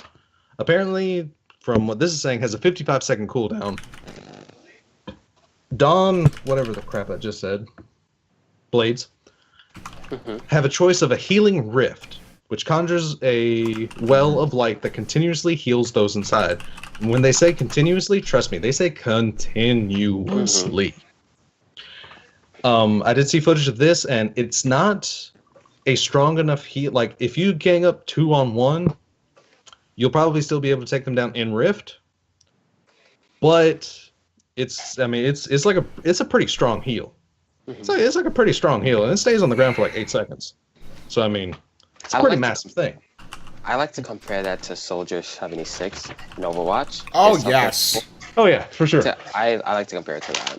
I'm going to be all over that mess. But here's another reason why I don't think defenders, like specifically defenders, are going to quite survive, like coming back, and the fact that they're more embodied in Sentinels is the fact that the second choice is an empowering rift for Warlocks. And they conjure a well of light that increases the attack power of those inside it. This is basically your weapons of light. Yeah. And I like the fact that because with the way that PvE is set up right now in Destiny, like in-game raid stuff, you pretty much rely on a defender. At least one. Because of protection and because of the damage benefits. But right now, as we've seen it, we basically have that role divided between two different classes. If you want defense, now you need a Striker Titan. If you want the empowerment or healing, now you got to bring a Dawnblade. So I mean, I like the fact that they're creating a more specified, like, I don't want to say role, but kind of a need for having a variety of classes. We also see remnants of the Sunsinger in its melee abilities, which is called an attunement, apparently a cluster of abilities like outside of your main ones. This one has Igniting Touch, which is a powerful melee ability that ignites enemies and causes them to explode, which right now Sunsingers have. Yep. Risen Angel. While in air, aim your weapon to hover in place for a short time. We have that in Angel of Light. But this is different because it's saying dealing precision damage extends this effect's duration. I mean, I don't know why you would want to, but hey, you can do it. You know what perk bothers me the most that I wish is not necessarily mandatory to use, and that's the new Angel of Light, because you're a sitting duck, man, and I looked at some of these videos, and some of these snipers, man, they are nasty. Dude, there might be a need for it. Not really a need, but there's at least possibly a get out for it. Because next to Skyfire, while Daybreak is active, Descend causes explosive damage where you land. But that's outside of your super? That's in super. No, but what I'm saying is you have an Angel of Light where you Wait. Because outside of super is Phoenix Dive. Hold circle while in air to quickly descend and regenerate health. So yeah, you might be sitting duck, but you're getting an angle on them, and if you're actually taking hits, as long as you're not one hit KO'd by a power weapon or an ability, you can get instantly. You basically dive down, touch down to the ground, and you heal. Well, it's funny because I saw a couple of people, and maybe this is just, the lack of experience with the subclass. They just sat there and got shot at with auto rifles, and I was like, oh my god, Buster would have a field day. I have a field day anyway. That's most people using Angel of Light, period. I mean, come on, like, legitimately. But then we also have the abilities that they weren't able to use in that test. But there have been a few people, of course, that looked over this cluster of abilities that could not be unlocked. And for this tree, for Dawnbreak, we have Firestarter, a powerful melee ability that damages enemies while also increasing your movement speed and reload speed, which is akin to one of the Defender's disintegration effects. Then we have Wildfire. Engage your enemies mid-flight, fire weapons, and throw grenades while gliding. I don't really see the use of that myself. But that's me. I mean, I'm sure there's going to be some amazingly godlike individual that is doing a warlock floof and shooting you and killing you while he's floofing. Okay, and in the second tree has Everlasting Flames. Killing an enemy with Daybreak extends its duration. Like I said, I see that a lot in a lot of trees. Just increasing your super's effectiveness when you get it. But Dawnblade Warlocks get Blazing Dash. Press circle while midair to dodge. So that's like evade, right? Evade / shade step. They basically have Twilight Garrison in a tree. Yeah, in a tree. Strikers, of course, have Fists of Havoc, which R2 to smash, or I'm sorry, R2 to slam, R1 to shoulder charge. They also get the exact same grenades that they had, Pulse, Flashbang, Lightning, and we saw how Lightning was changed. And I can't say it enough. Thank you, Bungie, for that change. I've been complaining about that specifically for over a year. Thank you. Also, there's the change that Warlock Surfing and Titan Skating, not a thing anymore. Nope. Yeah, that's been tuned down. I haven't seen why, but all I've heard is it's not a thing anymore. Well, I guess because Titans were the heaviest class. Oh, I know why. I know the why. Okay. I just don't know how. Because trust me, I agree with that. Oh yeah. Me and Mercules they move too fast. Yeah. Yeah. I mean, me and Mercules were of the similar mind. Please take it out, and they have. So I'm sorry, Titans, but get grounded. And I use Titan Skating, actually, so, I mean, it's going to hurt me when I'm playing Titan too, so you're not alone. Their third skill, which is actually a 40-second cooldown, is Towering Barricade, which is a large barrier that can be used for cover or to seal off areas. That's the taller shield that we've seen. And then there's the Rally Barricade, which is a small barrier that allows you to peek over while aiming down the sights and instantly reloads your equipped weapon when you take cover. That's going to be so strong in a raid, let me tell you what. Any encounter, strike, a raid, whatever. That's going to be strong, man. Just being able to, reload just by ducking down for... And it's not a cooldown thing. It's as soon as you duck down, before you even finish the animation of getting into place, your weapon's reloaded, so you can pop right back up. Their first attunement is the Code of Juggernaut tree, which knockout, breaking enemy shields, increases your melee range. No cheer for excitement there. Titans may not have T-Rex arms. They'll still have T-Rex arms. It's going to increase, but it's not going to be that crazy. I withhold my excitement to see what it is. You're going to wait until you see this extended I'm range. okay with having T-Rex arms. I don't punch that much anyway, so it's fine with me. I'm like, whatever. So then they have Reversal, which is basically the current transfusion. Melee kills immediately trigger health regeneration. Frontal Assault, a powerful melee punch that grants you increased weapon stability. I don't understand the physics behind that, but, whatever. And then they have Trample. Fist of Havoc lasts longer while sprinting. Killing enemies with Fist of Havoc extends the duration. That's scary as hell. Not really. It's going to give you maybe an extra... I mean, that and legitimately, if someone good is using it, you're dead anyway. Because you have just enough super to knock out at least 3 people with a shoulder charge. Comfortably too. From what I've seen from Luminosity, it's pretty comfortable. You can knock out 3 people from this activation if you're good. If they dodge you, you're screwed. But like seeing that, like what I showed of the Smash range, that literally alleviated like all my fears of a roaming Smash Super. I'm okay with it. All right, so in this unnamed tree, there the like first thing listed is shoulder charge. After sprinting for a short time, press R1 to slam shoulder. So it's there, but I'm questioning its effectiveness. If no ability is going to one-hit KO, why are people going to use this when they have it in Super? I don't know. But then they have Aftermath, which kind of is the same thing as current Aftermath, but Fist of Havoc disorients enemies and leaves a damage-dealing field in its wake. So it kind of sounds like it's going to make Fist of Havoc a flashbang. Yeah, that's what I got when you said it. You're just gonna be flashbanged inside, so you're gonna get hit twice, basically. Yeah. So, but then they have Magnitude, increase the duration of Pulse/Lightning Nades, and Aftermath. So they synergizing that with that.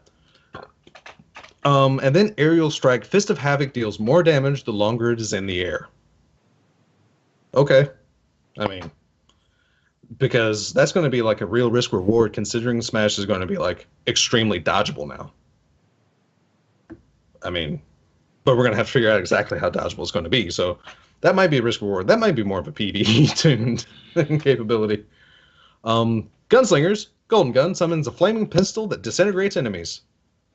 And it fires more like a freaking Last word. Fanfire, baby. It fires last word. It's fanfired, and it's glorious to watch. It's great. I love the fact that They took a page out of Cade's book. Oh, dude, that trailer, I loved when Cade actually popped his golden gun and just pop. It's like, oh, thank you. Grenades, the same. I haven't seen anybody use trip mines. I've only seen people use swarm nades, so I can't comment on like trip mine effectiveness or changes or anything. Incendiary nades. We get our jumps. High jump is they renamed them high jump. Strafe jump is your aerial control, and then triple jump. The third ability, which is the dodge, and is apparently on a 17-second cooldown. Gambler's Dodge. Dodging near enemies generates melee energy. Okay. Marksman Dodge. Automatically reload your equipped weapon when dodging. I'm not liking that one. It's gonna be OP as hell. Ha! Dodge! Dodge! Are you having McCree flashbacks? Yeah, I am. It's freaking scary. I'm not happy about it, man. To be honest, I'm like, no.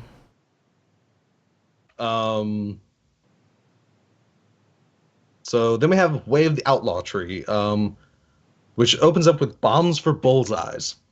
Precision hits generate grenade energy. Thank you, Bungie.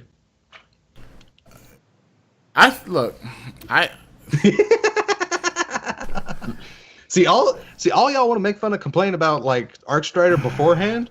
Just wait till you hear this crap.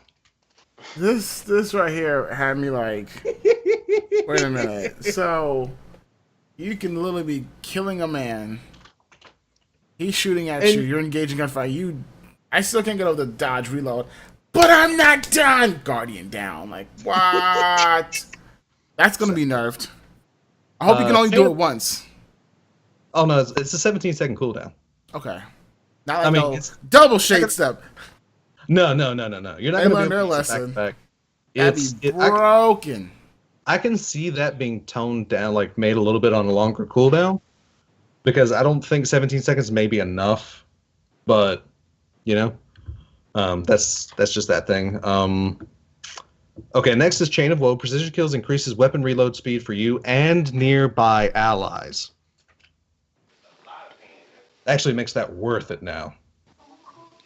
Like, I see Chain of Woe a few times, but it doesn't say it stacks now. That kind of sucks.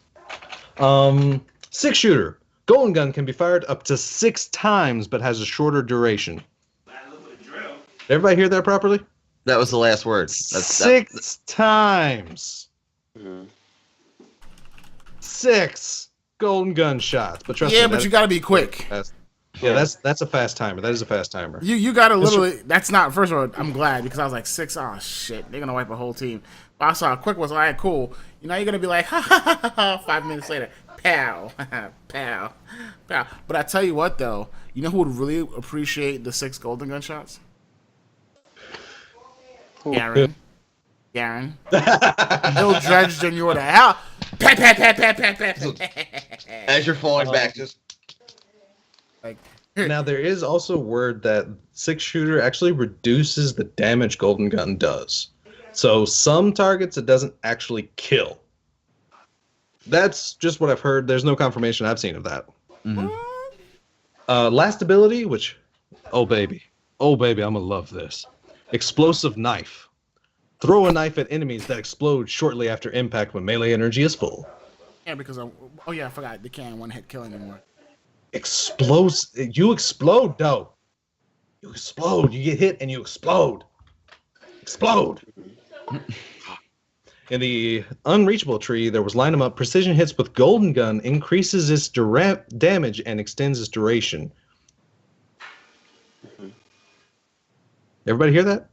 Yeah, I heard it. The fact that Golden Gun now is tracking precision hits, apparently? It's Because there's also this. Precision hits with Golden Gun generate orbs of light for your allies, which is the next ability, which is Crowd Please. so then that leads me to believe that Daz, answer this question. With a tether, how many enemies can you grab with a single bullet once? I don't know. I've seen, 8, 9? Something like that? Okay, but as far as the maximum number of orbs you can get from a tether of enemies, 6. 6. So I would imagine that 6 precision shots. But you know what? No, you know what this is. You know what this is for. PVE. This is completely a PvE thing. Yeah. This allows the gunslinger to focus damage on the boss and not actually be a greedy piece of crap for doing it. They'll still be greedy as hell. What are you talking about?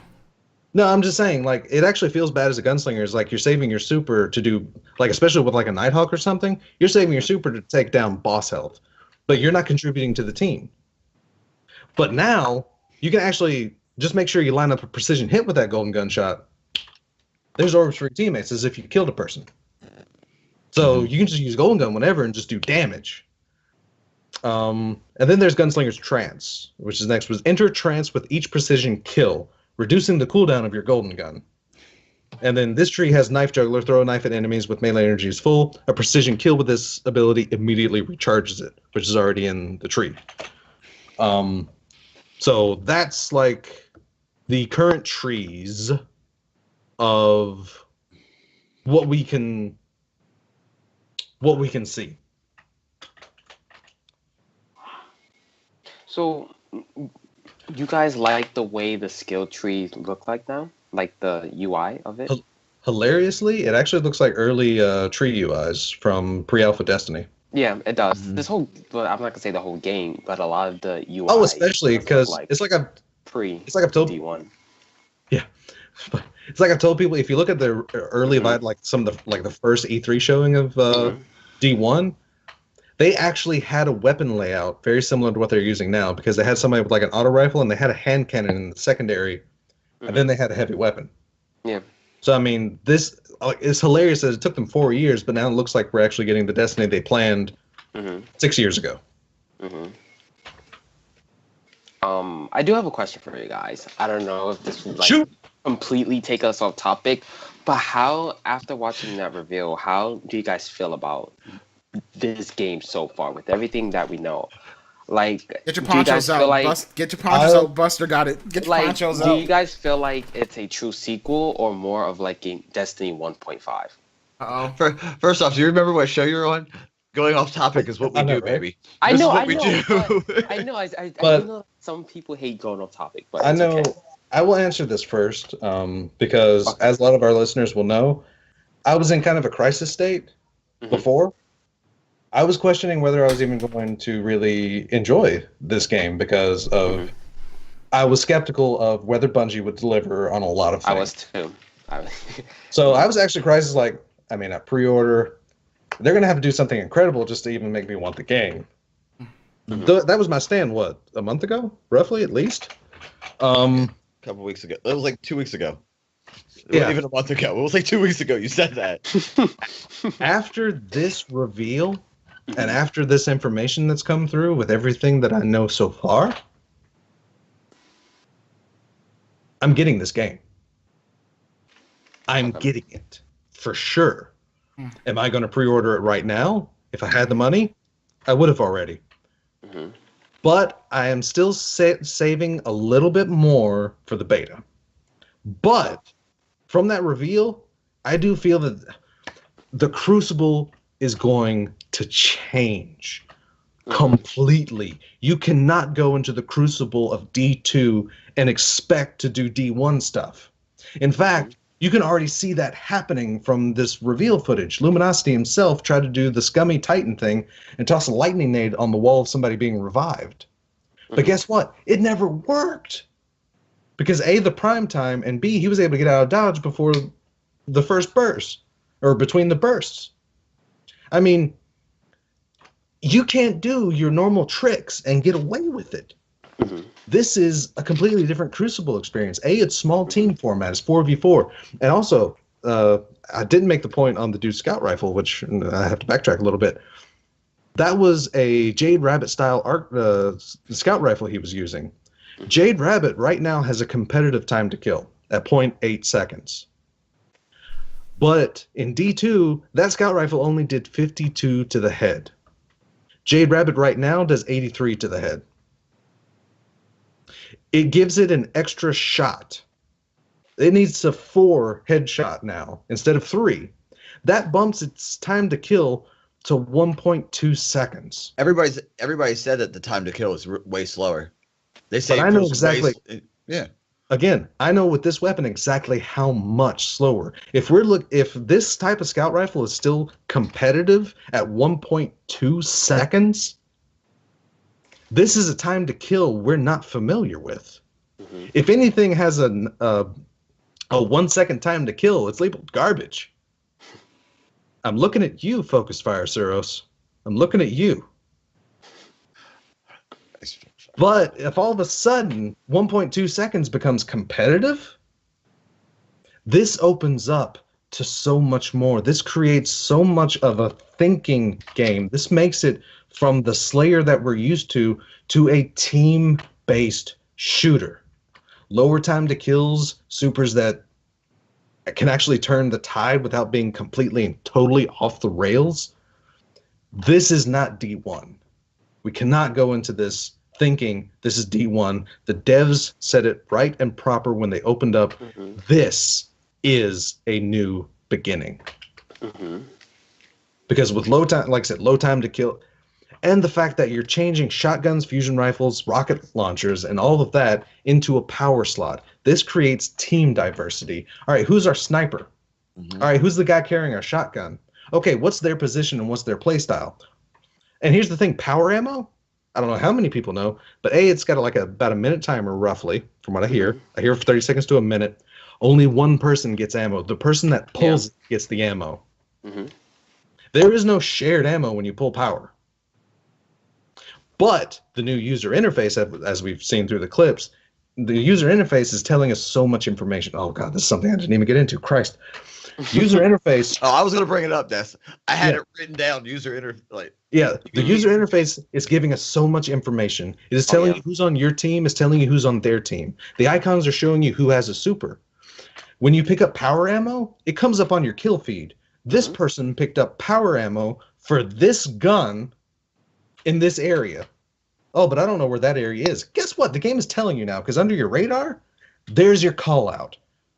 Now, I've seen people say that it pops up like whenever you enter an area. No, it doesn't pop up whenever you enter an area. I've seen all this gameplay.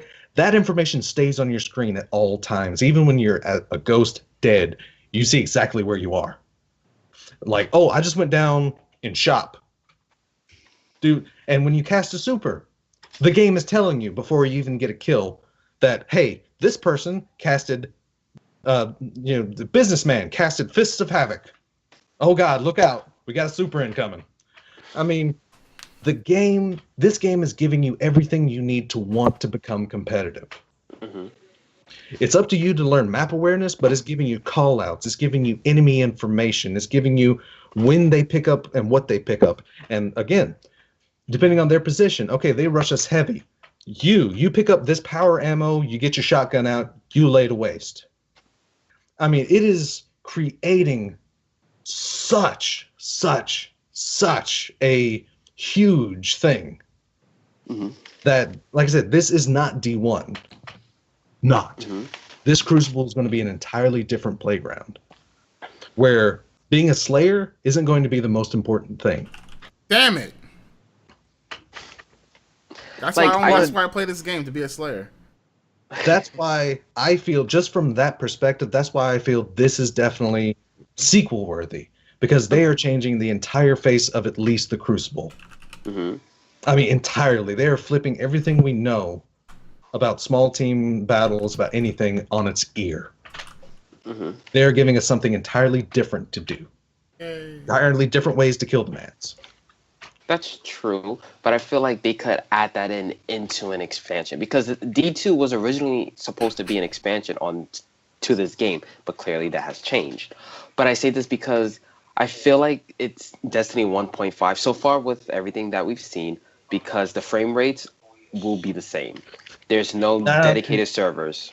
Okay. Well, on consoles, the frame rates are the same. But at the same time, I'm not worried about frame rate. Okay. Because right now, 30 frames a second is becoming a semi-standard in industry when you're talking about output. No consoles right now can safely do 60 frames a second with possible 40K output. They're looking to make Destiny pretty. But here's the tick, though. I don't mind 30 frames a second myself, because A, we've already been used to it for 4 years. That's true. But when it comes down to it, like, there's going to be a lot of nitpicky people, and this is why I say that the PC is going to be the competitive standard, because it's 60 frames. 60 frames is amazingly responsive. But here's the thing. Destiny 1, I'm talking like year 1 Destiny, Destiny stayed popular at 30 frames a second. Mm-hmm. After the first year of Destiny, that's when games were going up to like 1080 and 60. Within his first year, Destiny was obsolete, but yet it still carried this power with it at 30 frames a second. And now they've made a choice to kind of preempt the industry standard of 4K 30, because there are apparently companies having these, like, all right, this console game, 4K 30, because, hey, 4K looks pretty, because that's what's going to be what draws people in. I mean, it's terrible, and I don't like people that think that way, that just think, oh, this game isn't pretty, I'm not going to play it. But that's what draws people in. It's a decision they have to make. Well, the PS4 Pro cannot handle the 60 frames 4K if they try to. But Xbox Scorpio can maybe handle it. But an argument that we've had on our podcast last night was the reason why they most likely will not make it 60 frames on Xbox is because they have a contract with PlayStation. Like, Sony knows their console cannot handle 60 frames and 4K with this game. Like, it just cannot handle it. But the Xbox Scorpio can maybe handle it, but of course they're not going to make the game look better on Xbox when PlayStation has the contract. If that was the case, PC wouldn't be uncapped. If it was a Sony branded thing, not even PC would operate at 60. Actually, PC can actually potentially operate at 90 frames a second. I mean, because it's uncapped at 60, yeah. So if that were the case, Destiny 2 would be 30 across all boards. I don't really... Sorry, but I don't really think so, because it's a console thing. Like, PC is just... It's PC. If Sony doesn't have enough pull to make it console exclusive, they don't have enough pull to stop Bungie to do what they want to do for the PC port. I mean, that's just what... I mean, it sucks, because also that means there's not going to be any profile sharing between PC and Sony, because Sony doesn't allow that kind of thing from happening. They don't allow information to be taken or put onto their thing without explicit permission. So I've seen a lot of people talking about cross-platform saving, and that's not going to be a thing between PC and Sony because of Sony's limitations on the system. But like I said, if it was a case of Sony getting in Bungie's ear, I don't personally think. I think the frame would be limited everywhere, because why have anything that could run as good? I mean, course, before the word came in, I had no faith in the PC port because anything that's made for a console and ported onto a PC historically has run like garbage, like utter and complete garbage. When Street Fighter 4 came out for PC, its matchmaking servers were god awful. And this was during an age where Xbox 360 had better matchmaking servers than the PS3 had. I mean, that was historic fact. You can't get around that. But when the PC first released Street Fighter 4, it had worse matchmaking servers than the PS3. It had worse connections than PS3. It was unplayable online. Because that's how most PC games or most console games to PC go. Which the fact that it can run uncapped, that's a freaking miracle. It's gonna work on PC. Holy crap! They're working hard. Dr. We haven't Lupo. seen. Sorry, go ahead. No, I'm saying we still haven't seen connection quality on PC. So, I mean, I'm hoping since Blizzard is taking it into Battle.net, I'm hoping they'll know how to handle like the matchmaking server side. I'm hoping. Lord knows I'm hoping. They did say that Blizzard is only handling the Battle.net side of it, but Bungie will be handling the servers.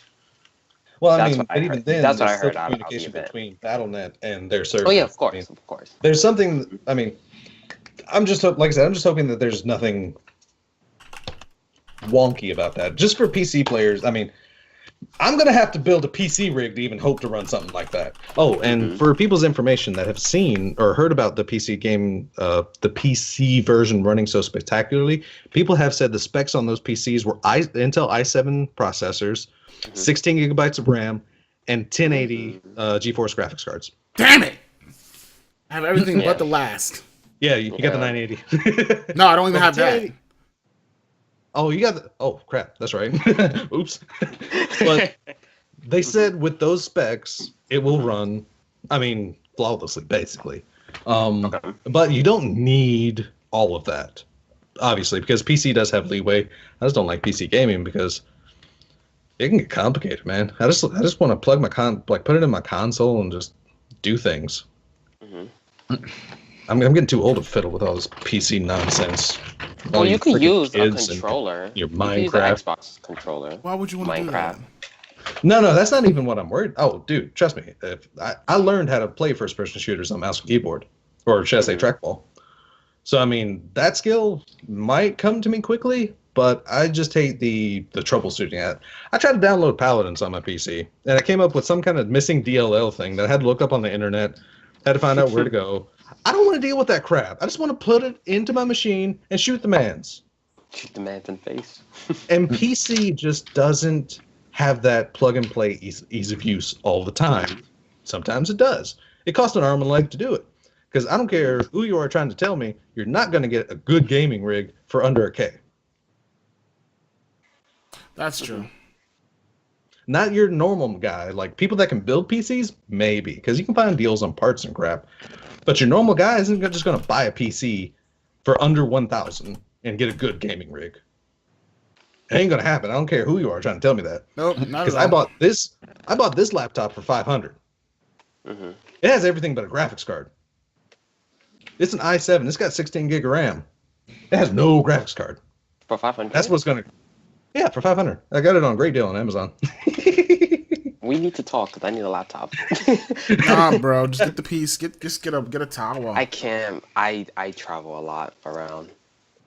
I mean, you always get a Asus Republic of Gamers PC, which I hear their laptops are freaking amazing. But you know, Yeah, I need a laptop. But good God, I mean, like I said, just from the change of the Crucible, just from a Crucible experience, this feels like sequel. Okay. I do want to have a word with people that are hung up on 30 frames a second. Like, not you, but like these people that are legit. They're the sweats that are legitimately angry at no dedicated servers and no 30 frames a second. Guess what? I've said it like twice on this podcast in history. Some of these guys knows what's coming. But either quit your bitching or get out. Do what does? Quit your bitching or get out. Also, you That's guys. my stand on that. Also, you got to think about it this way. If they did run the game at 60 frames a second, that's all good. Now add yourself into the wild where there's who knows how many other people there. Compound that's a lot of processing power Yeah. for a Yeah. system to See, that's- maintain. Said that. That's Like I why. said, they made the choice of having better visuals, better particle effects, and better things running at 30, rather than busting it down to look exactly like D1 running at 60. That would make the competitives like super happy.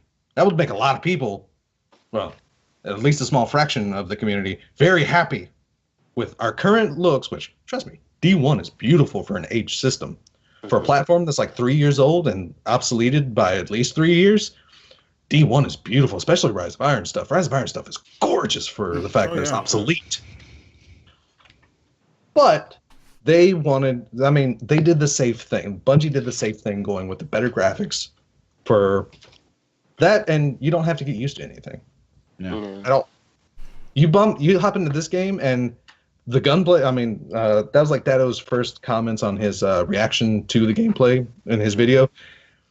Gunplay and stuff like that, it's all Destiny. That's all Destiny. Like none of that has changed. Like the way the guns feel and how shooting people actually feels, that hasn't changed. Okay. And why? I mean, they've had this formula basically since Halo. Mm-hmm. If it ain't broke, don't fix it. Mm-hmm. But yeah, but from a casual market, considering they're opening up an entire market with PC gaming, all of a sudden they are legitimately opening a whole. It's a whole new world. Oh yeah, baby. So I mean, they went the safe route, true. But I was also one of those guys that, I mean, I think there's evidence in this podcast, if you listen back, saying I hope for 60 frames a second in D2. Mm-hmm. But let me tell you what, those visuals, I can tolerate 30 frames a second with how gorgeous this game is already looking. Mm-hmm. My God. Okay, Des, let Buster, Yeah. I'm gonna let y'all finally answer. No, let me get my poncho out because Buster got so much love to give. Hold on, get out of the way. All right, go ahead, Buster. No, it's a sequel. I'm cool with it. Oh, It looks BS! good. You're full of garbage. You were so have it. excited. I am. It's fine. No, I mean, I can't. ladies and I gentlemen. can't expunge on that any Well, more no. than Des has already done it. He laid everything down neat into a little origami crane, and then flipped a little and Ain't nothing little about what I do, son. made the wings flap and all that. I mean, it was neat in a nice little bow. It was good. I'm for it. I mean, I can talk about the cinematics. How they said there's going to be more cinematics. The story's going to be longer. There's going to be more. Mm-hmm. I mean, for fuck's sake, you can hit L2 and see the lore. Hello, thank you. Yes. Side note, I'm sorry. More information. The lead writer was shown in part of the trailer. I forget her name exactly. It was Christine something. Oh yeah, it's Christine Walker. I think her name is. That individual is going to take D2 into new places. This is why I'm not afraid of the single player aspect, because she was the lead writer of Star Trek Online for their missions. She's amazing. I love her. Star Trek Online is an MMO that has been out for quite a while, and I actually tried it some myself because it's one of the free-to-plays. Let me tell you what, for an MMO that actually does Star Trek justice. I mean, those missions are like story-heavy. They're decently length. For a console MMO, it's like really good. The missions aren't too long, but they have enough story and chatter going on to make you feel like you're actually in the Star Trek universe. And if she can pull that off there, she's going to do beautiful things for D2. Mm-hmm. Some of the things I'm excited for are the lost sectors, which are basically dungeons, which is fucking awesome. He wants And to get patrol on. He just wants to patrol. He doesn't want to do anything else but patrol. And the clan feature, the extended clan features, which is fucking amazing. Like, I dig it. Like, I'm excited. I'm ready to go. I want to see what it looks like in the beta because I couldn't put my hands on it, so I can't tell you, how it plays. But it looks fun. I'm gonna play Purple Crush. Again, Which is what Sentinel. I'm gonna play that class. That's gonna be my class. But I mean, each class seems to have a little bit of the defender, so I might bridge out. Who knows? I don't know what all the other subclasses entail, so I'll hold off judgment until then. Don't let Buster's Reserve attitude fool you. This guy was so excited. So excited. He says, and I quote, "I'm more into the game than before. ... Thanks, Bungie." Are you saying he's like the Lonely Island song? Jizz in my pants. That's It's more like Dick in the Box, but whatever. I'm freaking good. So I will say that Dr. Lupo and his tweets, because I was following him on Twitter, was talking highly of what the PC version looks like, and I'm super excited about the PC version of it. Not that I'm good at PC, but holy hell, I wanted to get into PC games, and this would be a great foray into it. Legitimately, though, also, crap. Keep talking. Go ahead, keep talking. I'm also considering actually building a gaming rig to do it on PC myself. Also, I mean, see, join me. If it's available, like I said, I wouldn't mind myself getting back into like mouse and keyboard to see where I stand there still. Because, like I said, PC gaming got me into a lot of games. So I mean, it's just freaking technology, man. But yeah, go ahead. I think that, the fact that they're going to include more cinematics is awesome, because if one thing Bungie does well with Destiny is the cinematics, and it was unfortunate that we didn't have a lot of the cinematics in the, first year, second year of Destiny. I think Destiny 2 gave more cinematics. So it's going to have some good cinematics.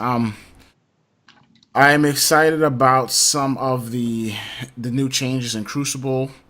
It's gonna be fun. I think I'm gonna think really highly of this game. Obviously, I do want to see the beta. I obviously want to see what they bring more full in store. I just hope that this story lasts a while. It's not a thing where. I hope it's longer than like the Taken King arc. I mean, I felt like Taken King was pretty good as far as the amount of content we received. I hope it's much more than that. Maybe Taken King plus Rise of Iron combined, I think would be sufficient. I think that would be fair. Yeah, and I think what I'm hoping for most is discovery. So what I mean by discovery, I mean, okay, you know how in Taken King, you kind of had to go through an off path to get your like new subclass ability. I hope it's a longer path that you require to take, and that okay, once you lose your powers and you get something back, you get back one of the older subclasses. Okay, cool. I'm gonna make this work some way, somehow. And then there's this nice long story with you getting the new subclass and having the time to hone and master your skills. But I'm excited for the prospects of it. I am curious though, and I'm actually quite surprised that Bungie still is doing exclusives with PlayStation.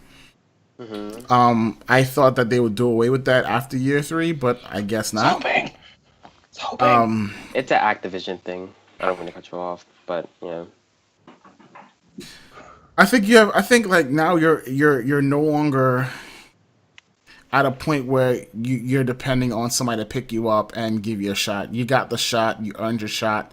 Destiny's considered one of the best games out right now.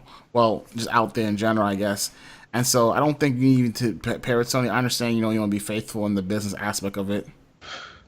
But I think that, I hope that what I would have preferred is, unique exclusives to each console, so that, you have a fair experience as far as what you can get. And, when I mean unique experience, like unique exclusives, more cosmetic than anything else. I think having weapon exclusives is kind of unfair, especially if you are a sole collector of everything. But I am happy that Blizzard's getting into this with Bungie to do PC, and I'm excited. I can't wait to get PC. Once I know PC, there are rumors that PC is going to come at a later date. Yes, they can take their little sweet time, because the minute it comes out, I might be dropping the console, picking up this mouse and keyboard, and trying it out and see, what's it really like on PC.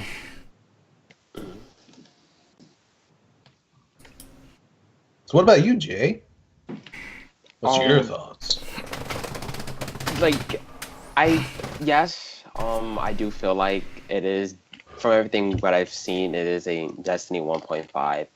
but some people at Bungie are saying no, it's a true sequel. So I'm like, all right, I believe them.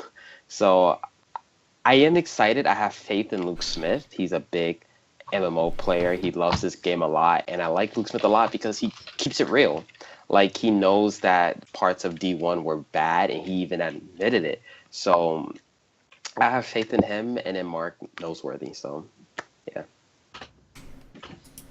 I mean, I understand. I mean, some people can be Play. tough. I mean, legitimately considering Destiny's track record, what I'm now most worried about is not.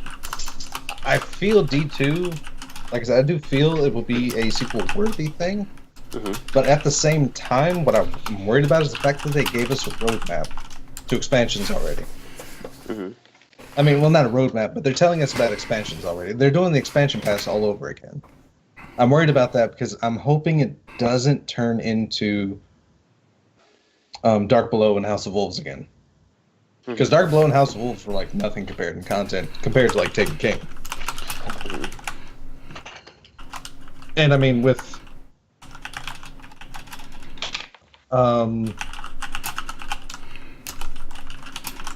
lost my thought. Utterly, entirely. No, I'm getting I old. think the expansions are going to be not as big as Taken King, but about the size of Rise of Iron. I think both of those expansions will be. So In my mind, that's a disappointment. why? I want these expansions to be Taken King size, minimum. Why? Because, I mean, that's what's going to sell. That's what's going to keep the faith in the community is... Because, I mean, Rise of Iron was nice, but there wasn't really a lot to do. A lot of the time spent in Rise of Iron was graphical upgrades. Yeah, they gave us huge spaces. Yeah, they gave us very pretty Trials weapons. God, those death weapons look amazing. But they didn't give us a whole lot of content in Rise of Iron like they did Taken King. I agree with that, but I respectfully disagree regarding the it won't sell. If Bungie is putting out anything Destiny related, people are going to gobble this shit up yeah. and then complain later. Okay, yeah, it will sell for the public, yes, but I'm just saying I will personally be highly disappointed. Yes, yeah, if it's and you should, anything and we less should than be. Taken King. We should be. We should hold Bungie to a higher standard where they know what works with the community. Like I agree. Taken King was a perfect sized DLC with content and story and changes. But also remember too that Taken King, what made Taken King very unique was that it gave a lot of facelift and a lot of different changes to the game itself. So how, like for example, marks and UI and interactions were all different from Taken King. So that kind of masked the actual content itself to some degree. Because I haven't sat there and did a side-by-side comparison between Taken King content and Rise of Iron content, but because of the what's the term that we use? I guess ease of life, for lack of a better term, or playability. That changed. It made Taken King seem like a much more meatier than the content will perceive it to be. Yes, you got a raid, you got stories, new weapons, exotics. But, take Rise of Iron, you had a story, you had a raid, you had maybe what? You didn't have new exotics, right? Or maybe one or two? Yes, yeah, like Young Wolf's the Howl. Shinobu's Bow. Okay, so you had a few new exotics. We had the exotics that were been in the Bungie Armory since Taken King. That's true. But we did get a few new exotic weapons, or a couple new exotic weapons. So I'd argue that Rise of Iron and Taken King were probably similar as far as content goes and size, but again, the change that Taken King brought made it seem like a totally different game. No, because there was actually more to do post-campaign in Taken King than there was Rise of Iron. There was at least 6 to 8 story missions after you take out Oryx in Taken King. I mean, that was the main content thing that Taken King had, was even after you finish the story, unlock the raid, and take down Oryx for the first time, you still have so much to do, and even the side quest with Petra's Taken War side. So I mean, there was a lot to do after everything was said and done, like story-wise. That's true. I forgot about that piece. See, I don't PvE, bro. But then, Also, Rise of Iron was made by a really small team. So these expansions are being made by the companies like High Moon is helping them. And which is the other one made? It's located here in New York. I think it's Vicarious Visions. Yes. They're also working on it. So I don't expect the expansion to be the size of Taken King, but longer than Rise of Iron. Because Rise of Iron was what, five missions, right? 5 or 6, something like that. Yeah. And then it So- culminated in the raid, but there wasn't much other than So I that. expect like a longer raid, maybe, and like longer story missions and a bit more, but not the gigantic size of Taken King. Because the first expansion is around Christmas time this year. And then Really? Oh, yeah. not again! Winter of 2017. Oh, I have it. I have the picture on my phone. I can read it to you guys. Oh, not again! It's No, winter of Bungie. 2017. So around the time. They could extend that to January or February, in my opinion. I mean, well, it is possible to be extended to January, because January technically is winter. I mean, But it says, Yeah. it says winter of 2017. Yeah, it could be 2017. Winter 2017? Yeah, that's Yeah. that's That's December. December. This is Crap. 20. Yeah. This is, yeah. To be honest, they gotta. Okay, so sorry to cut you off. That says to me that whatever we're getting for Destiny 2 may not be as substantial as we would hope for it to be if you have an expansion that early, because that's a 3-month difference. So this is what the retail thing says. It says the Destiny 2 expansion pass includes reservations for both Expansion 1 and Expansion 2, which will be released in winter 2017 and spring 2018. The expansion offers April. missions, cooperative activities, competitive multiplayer, and a wealth of new weapons, armor, and gear. So that's what the expansion pass says. Sorry to kill your hopes, but yeah. No, it's not. Hey, whatever. The first expansion is the Osiris. That is definitely coming out of winter 2017. And then the Rasputin one, well, the Warmind one, I should say, is definitely coming out in the spring. So like April, May. Well, spring starts early next year, so March, April, May. It's gonna be April. You had to Yeah, hear it's first. gonna be April. They're following the same track as D1. Yeah. This is But- that's Do you guys listen to the Activision earnings calls? No, The one I'm usually working, bro. Well, oh. I always listen to them, and well, there's only 2 so far this year, and they said that D2 is gonna have a lot of content post-release. So in between expansions and stuff like that, live events. Bungie is still keeping the live team, so the live team is currently working on post D2 launch content right now. The other 2 studios, Vicarious Visions and High Moon, they're also working on post D2 content. Okay, so I'm we're gonna hoping have a with the Festival of the Lost then, right? studios- Yeah, I'm hoping with the studios that that this live team content is going to be a little more substantial, because they're going. I hope so. This yeah. was the mistake of D1, and to an extent, we're even taking King, is the fact that after the content drops, what is there? Crucible. Nah, Kill the mans. I think we're going to see a lot more events in between expansions. I don't think so. Festival of the Lost, I feel like that was a failure to them. I personally did not like it. I think it was a failure. Everything was like behind a paywall. What makes you think you're gonna change that Well, now? it couldn't have been that much of a failure. They did it like 2 more times. Well, I think the last one was a huge failure. I don't think to so. them. No, I don't. I disagree. Failure in terms of player feedback, but success in terms of cash that came in. Oh yeah. Player fee. Like People are I gonna play mean, the shit it was regardless. nice. There was nothing new to do in Festival of the Lost. It was just There's wear nothing masks. ever new to do to Lost. It's just click new mask and new emotes. I mean, but people still do it, spend their money and anything. It doesn't make a difference.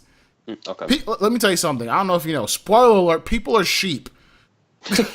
They're gonna do it. Man, everybody's gonna jump off the same ledge at the same time because it's what everybody else is doing. That's why I didn't really play too much Festival of the Lost. I was like, well, I ain't playing this crap. Ain't nothing to do.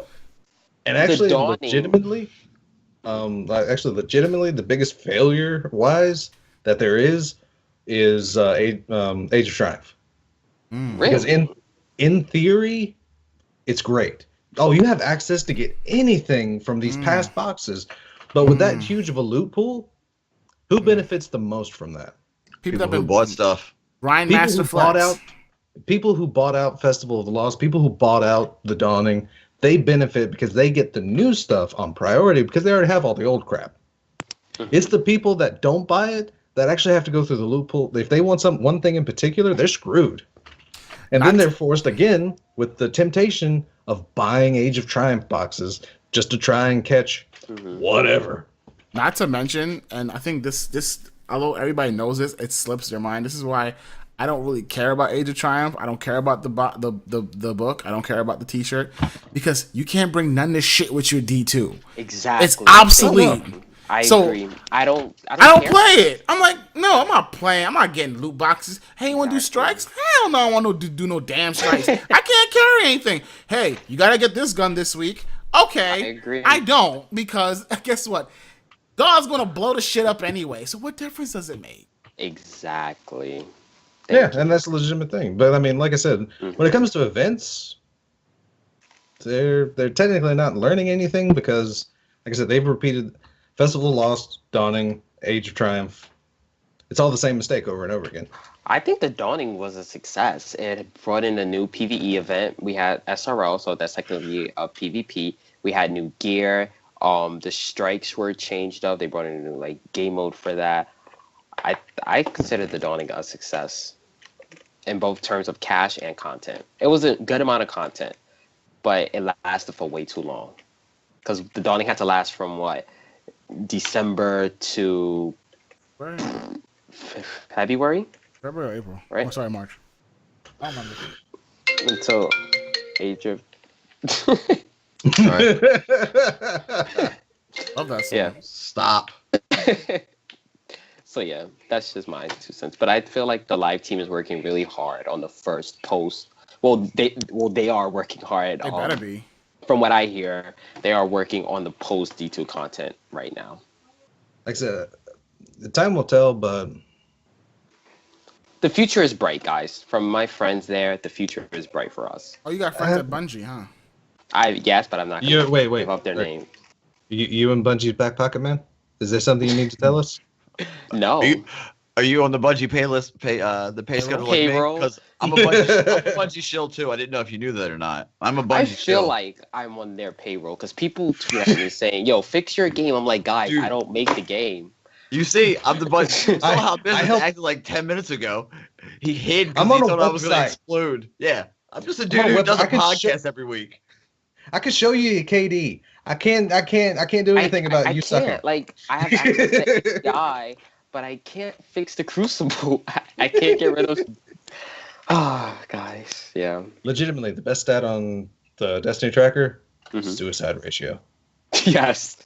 I'm now below the top 10% in suicides in the Crucible. When I hear people say that you're in the top 1% of suicides, I'm like, okay. That's a lot. Just spam them KYS. Kill yourself. The fact that was a stat, I can't remember. I think it was sometime. I think it was just before Taken King. Like I said, looked at it and it's like, suicides? They keep track. What? I think How do I have self-suppression. so many? Self-suppression have is so also many? one. Which is also We have a fun. lot of stats. Yeah. Yes, self-suppression. How many times you suppressed yourself as well? I'm like, fuck me, man. Yeah, you're the 1%. You're the 1%. Mm-hmm. There should be There should be a self-suppression, and then you get the kill because that's. I mean, when we played the Iron Banner Mayhem Clash, I was suppressed, and I'm like, this is my home, baby. This isn't new to me. I don't panic. I know what to do. I don't jump. I just stay on my ground, plant your feet, and shoot. Speaking of kill yourself, I gotta give a shout out to a couple of. I'm like, folks. what? Yeah, This was the worst segue of all time. So I'm Yeah. Yes. Speaking of killing yourself or killing oneself. Speaking of suicide rates, Yeah, I gotta give a shout out to a raid, and I bring this up because I actually did this epic. I killed myself in a suicide by accident raiding, but I made the most epic of recoveries ever to man.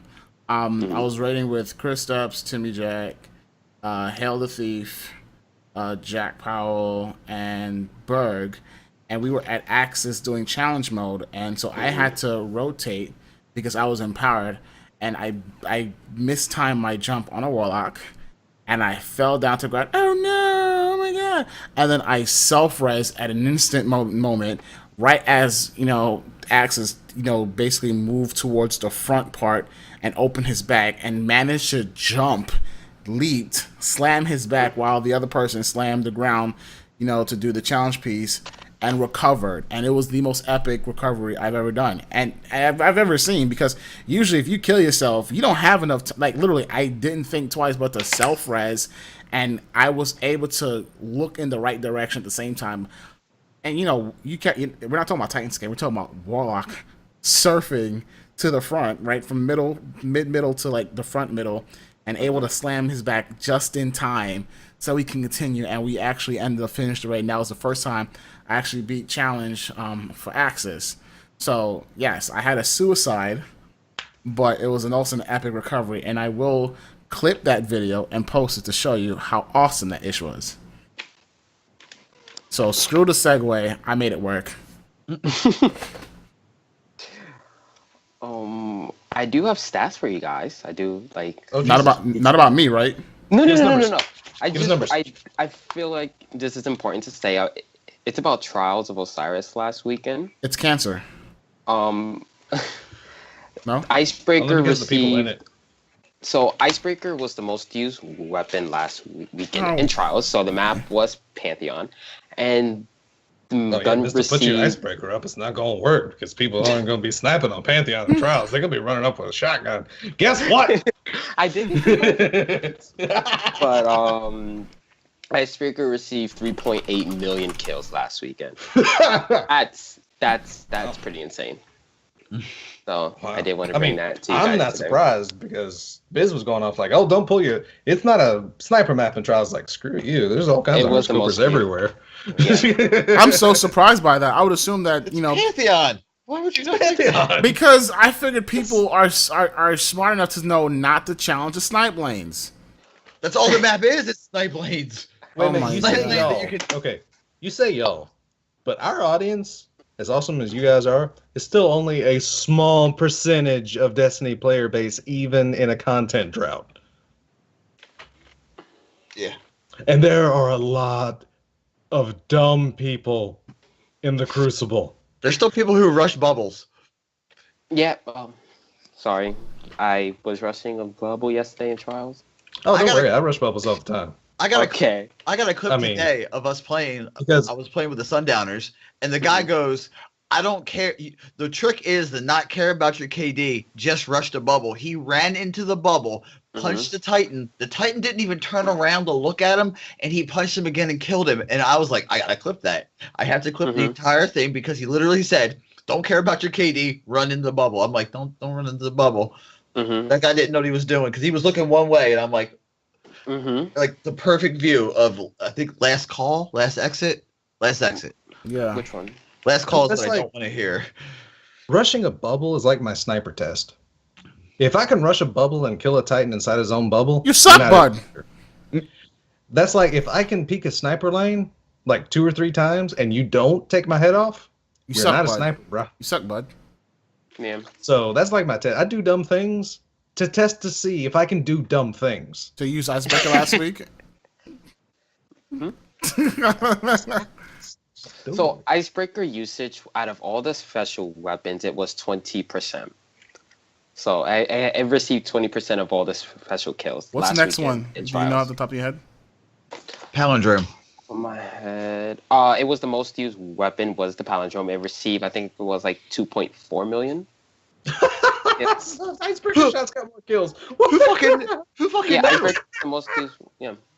I mean, Buster, seriously, that was an easy guess. Like, what else? No shit. I can shut my eyes and do that. Like, come on.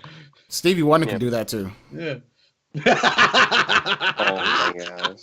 Oh my god. This is a savage. Do you guys want to hear the top 10 weapons that was used? Go ahead. Yep. Mida, Okay. Palindrome, So- Icebreaker, Matador. Go ahead. Wormwood. No. So the first one is Icebreaker, then it's Palindrome, Wormwood, Ias Luna, Mida, Noland, Matador 64, Iron Wreath, Hawksaw, and then Blind Perdition. You know what? Shout outs to those people actually bringing up Matador to the top 10 in this special economy. So screw Matador. all you people talking about there's no shotgun warriors. Guess what? Matador made Wait top a 10. minute. No Yeah, PDX 45? No. Why? Hawk Blind Saw. Perdition is actually Hawk Saw. really easy to get. Well, Blind Perdition is number 10 and Hawksaw is 9. So And is there a way to differentiate between if that's regular Blind Perdition or Adept, or is it's there the no? regular one.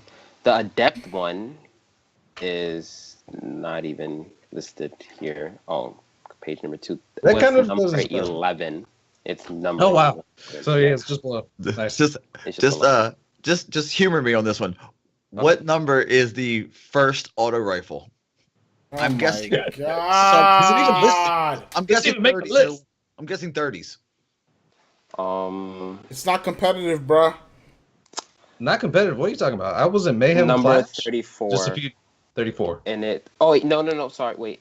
It's 32, and it's the Vision Stone. Yeah. Okay, yeah, that makes sense. But what are you talking about? Not competitive. 34 is Doctrine of Passing Adept. That the new Monarchy auto rifle that I told people to get weeks ago that has perfect balance, counterbalance, high cal rounds. I took it into Mayhem Clash, not Iron Bender, just regular Mayhem Clash. I went on a 10 streak with just my auto rifle. Auto rifles are competitive if you know how to use them. No, I was they're talking about not. trials. No, they're not. Horse shit. Horse shit. It doesn't No, matter they're what you use. Ask your boy Mercury. No, it actually does matter what you use because Ask auto Mercury is rifles, what he said. auto rifles. Let me They say feel- this: auto rifles require you to stay on target. You cannot And do I'm good at burst that. damage like any other. Mm-hmm. You're staying out in the open and leaving yourself available to be killed. That's why they're not competitive because they're not tactical. Well. You don't do burst damage. You do sustained damage. They That's feel why good they're in my not hands. competitive. It doesn't matter if it feels good in your hands. Well, You're good with auto rifles, and yeah. you SMGs will be. you know what King competitive, Koala says? If you're that good off meta, he would be scared of a person that plays on meta. though. I don't have fun Because playing you could do guns better. like that, though. You could do better if you actually applied yourself. But auto rifles are not competitive simply for the fact that you can't do with them that you can with pulse rifles and hand cannons. Hand cannons were the most competitive because they were the most aerial accurate. And so they They still are, right? Yes, they still are. I just don't know about exact, sweaty comp anymore because I lost track of that a long time ago.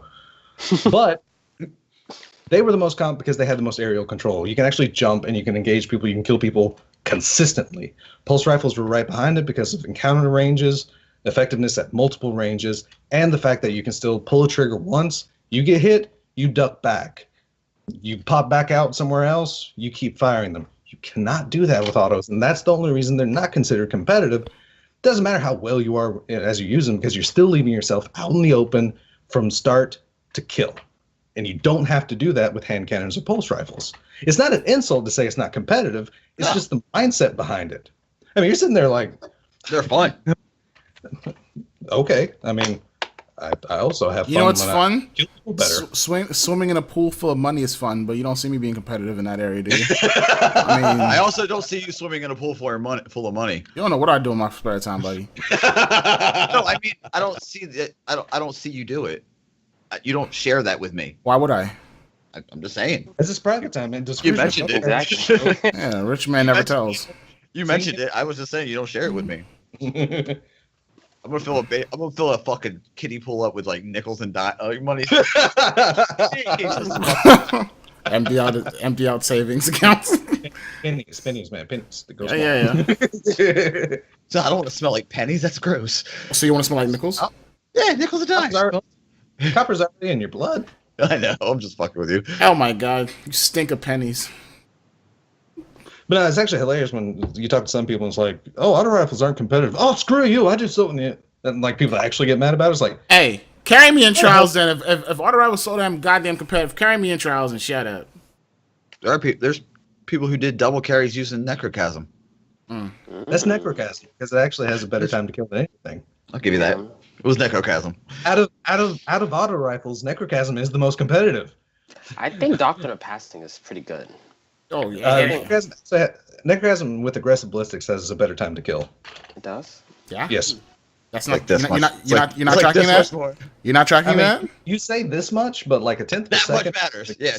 when it comes to 4% matters, time really. to kill is massive. And to think, you right now you can pick up a Jade Rabbit and 3 headshots you could kill now. Like I said, D2, that's gonna take 4 headshots. That's the difference. That extra trigger pull, man. But that blows my freaking mind that time to kill are going to go down that fast. Supers still have a 50% damage reduction just on kinetic. That's going to change. So supers are going to be scary when you come across them in D2. Especially Dawnblade. Oh man, It doesn't Arcstrider. matter. Arcstrider just looks fun to me. It looks like the Monkey King. Sun Wukong, son. I will call the pole dancer. I don't care. I'm going like John Woo all over you. I didn't even go that far. I was just like, that's a damn arc blade with a longer pole. He's gonna woo in your face. I mean, it might be, but still, I'm going to John Woo all over people's corpses. With higher times to kill, 50% damage reduction, and the fact that it can get in fast, from the looks of it, it can get in faster than an Arc Blade ever could, which was the weakness of Arc Blade after all the nerfs. Yes, son. I'm just going to be up in the air like, caw-caw, caw-caw. You're going to get shot down by other dudes. Slice, slam, slice. You realize you actually have to be accurate with those. Yeah, I know that. You can't just spam them like hammers. Well, yeah, that's exactly like Mr. Fruit. That was his first words. You actually have to hit. It's not like hammers where you can fire and forget. You actually have to aim with that. Of course. Like legit. Oh my god, I can't. I literally, I cannot even. I cannot wait to get my hands on this beta. Mm-hmm. I cannot wait. Did anyone get the codes yet? No. Okay. No one did.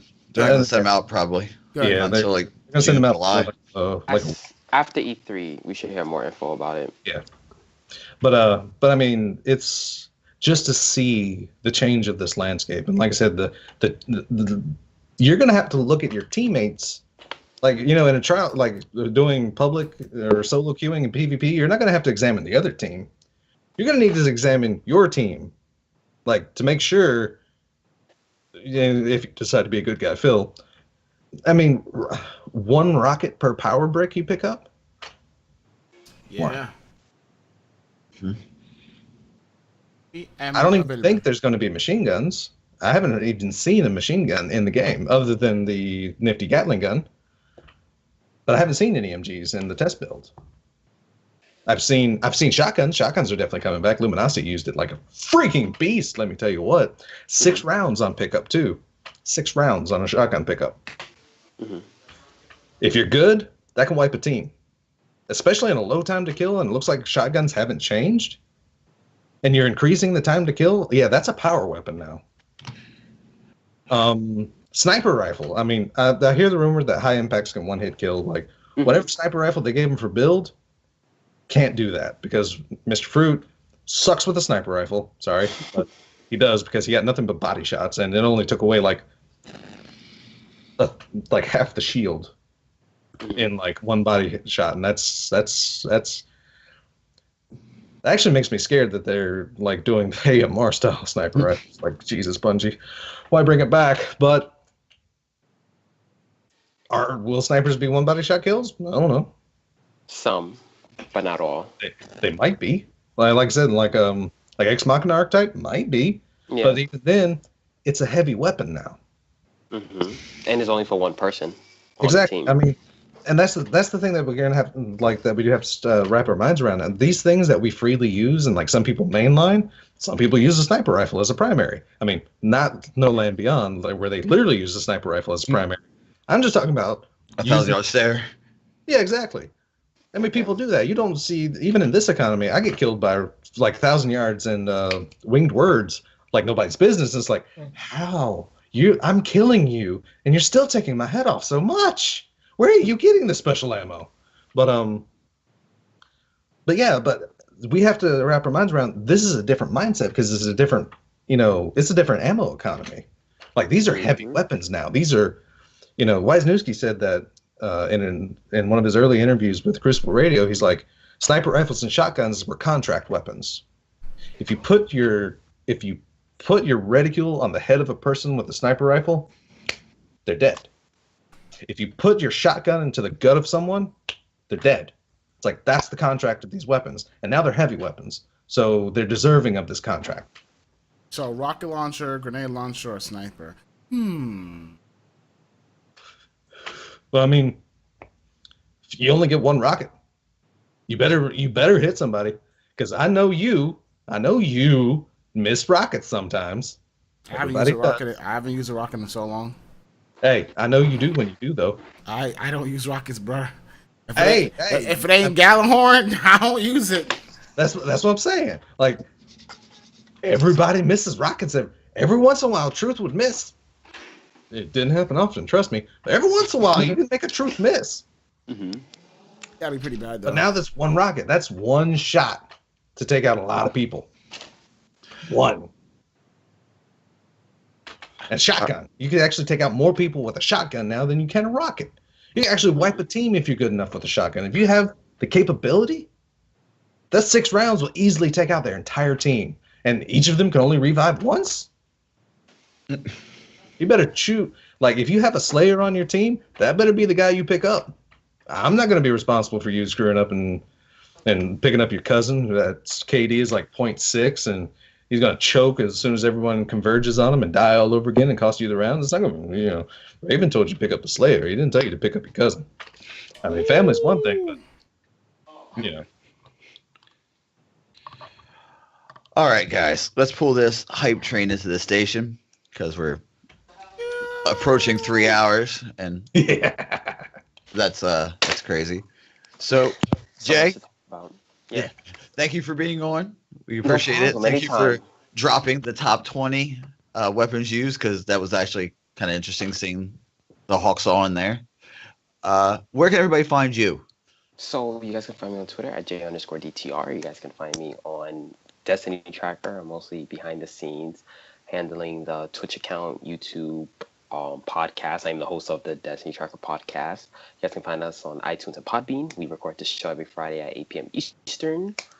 8 p.m. Eastern on twitch.tv/Destiny Track. What's your PSN? J McBoy123. Say it with your chest. J McBoy123. There you go. oh my God. Yeah. That's boy with a Y? I with an I, not a Y. What does the Mick mean? What does the Mick stand for? Minecraft. Oh, but Buster loves this. But here's some good news. I have a Union of Light emblem code to give away. I will be giving that away later on the Destiny Tracker Twitter account. So I'm not going to say what time. That's a secret, but turn on the notifications. Or we may do a giveaway, like if you retweet and follow. I don't know yet. We'll see. You don't know yet, so how would our listeners know to you know what I mean? Like, You just gotta watch, turn on our man. notifications. so we gotta Turn on the stalk the Twitter notifications. account. That's what you're telling me? Stalk No, them. it just appears on your phone whenever a tweet Stalk is out. us. So just turn Keep on your the eye on it. Keep notifications. hitting that F5. Hit that F5 over. Break your F5. Yeah. all right, guys, go ahead. Tell them where they can find you. Well, it's the main man, the businessman 24. You can find me on Twitter at businessman_DRP. You can find me on Twitch, twitch.tv/businessman24. You can also find me on PlayStation, the businessman_24. Why did I say underscore? I have no idea. And as soon as Destiny 2 comes to PC, I will be sharing that Battleneck information, baby. Oh yeah. And this is your boy Raven. You can find me on Twitter at DES_Raven.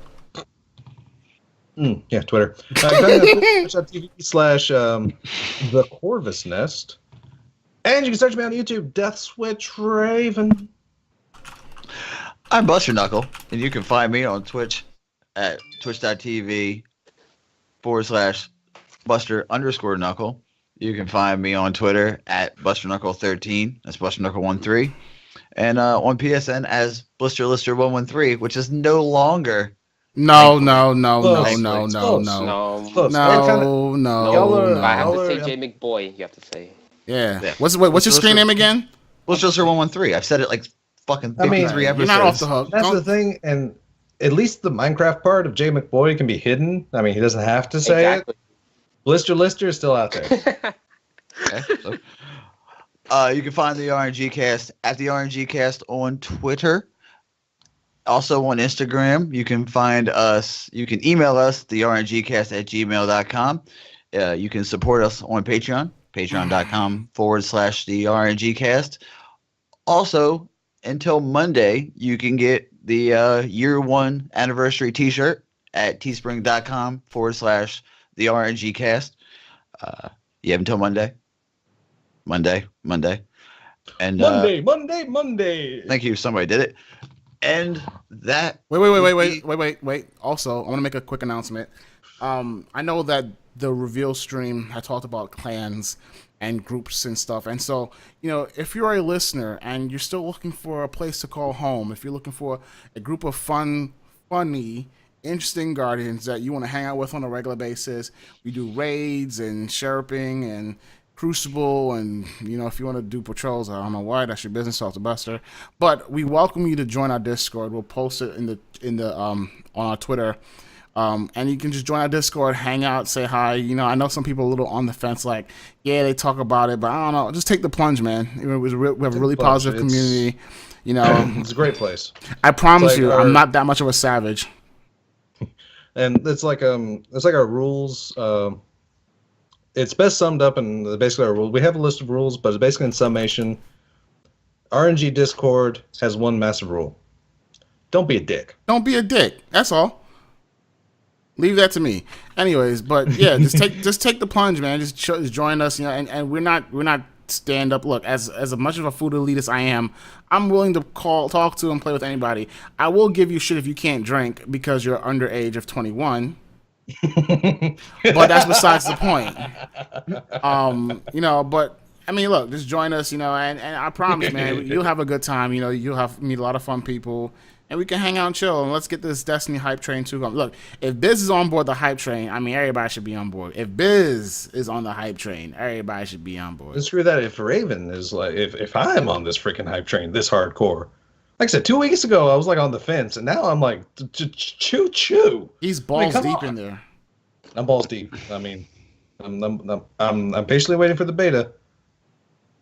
But like I said, if I had the money, I'd be pre-ordered. I would. We'll post on our Twitter. Already did. And that. It's on Twitter. And this is the RNG Cast, episode 53, with Jay from DTR. Hype train. We're out. Later, man. See you all next week. See, I waited for you to do it this time because I was about to hit stop.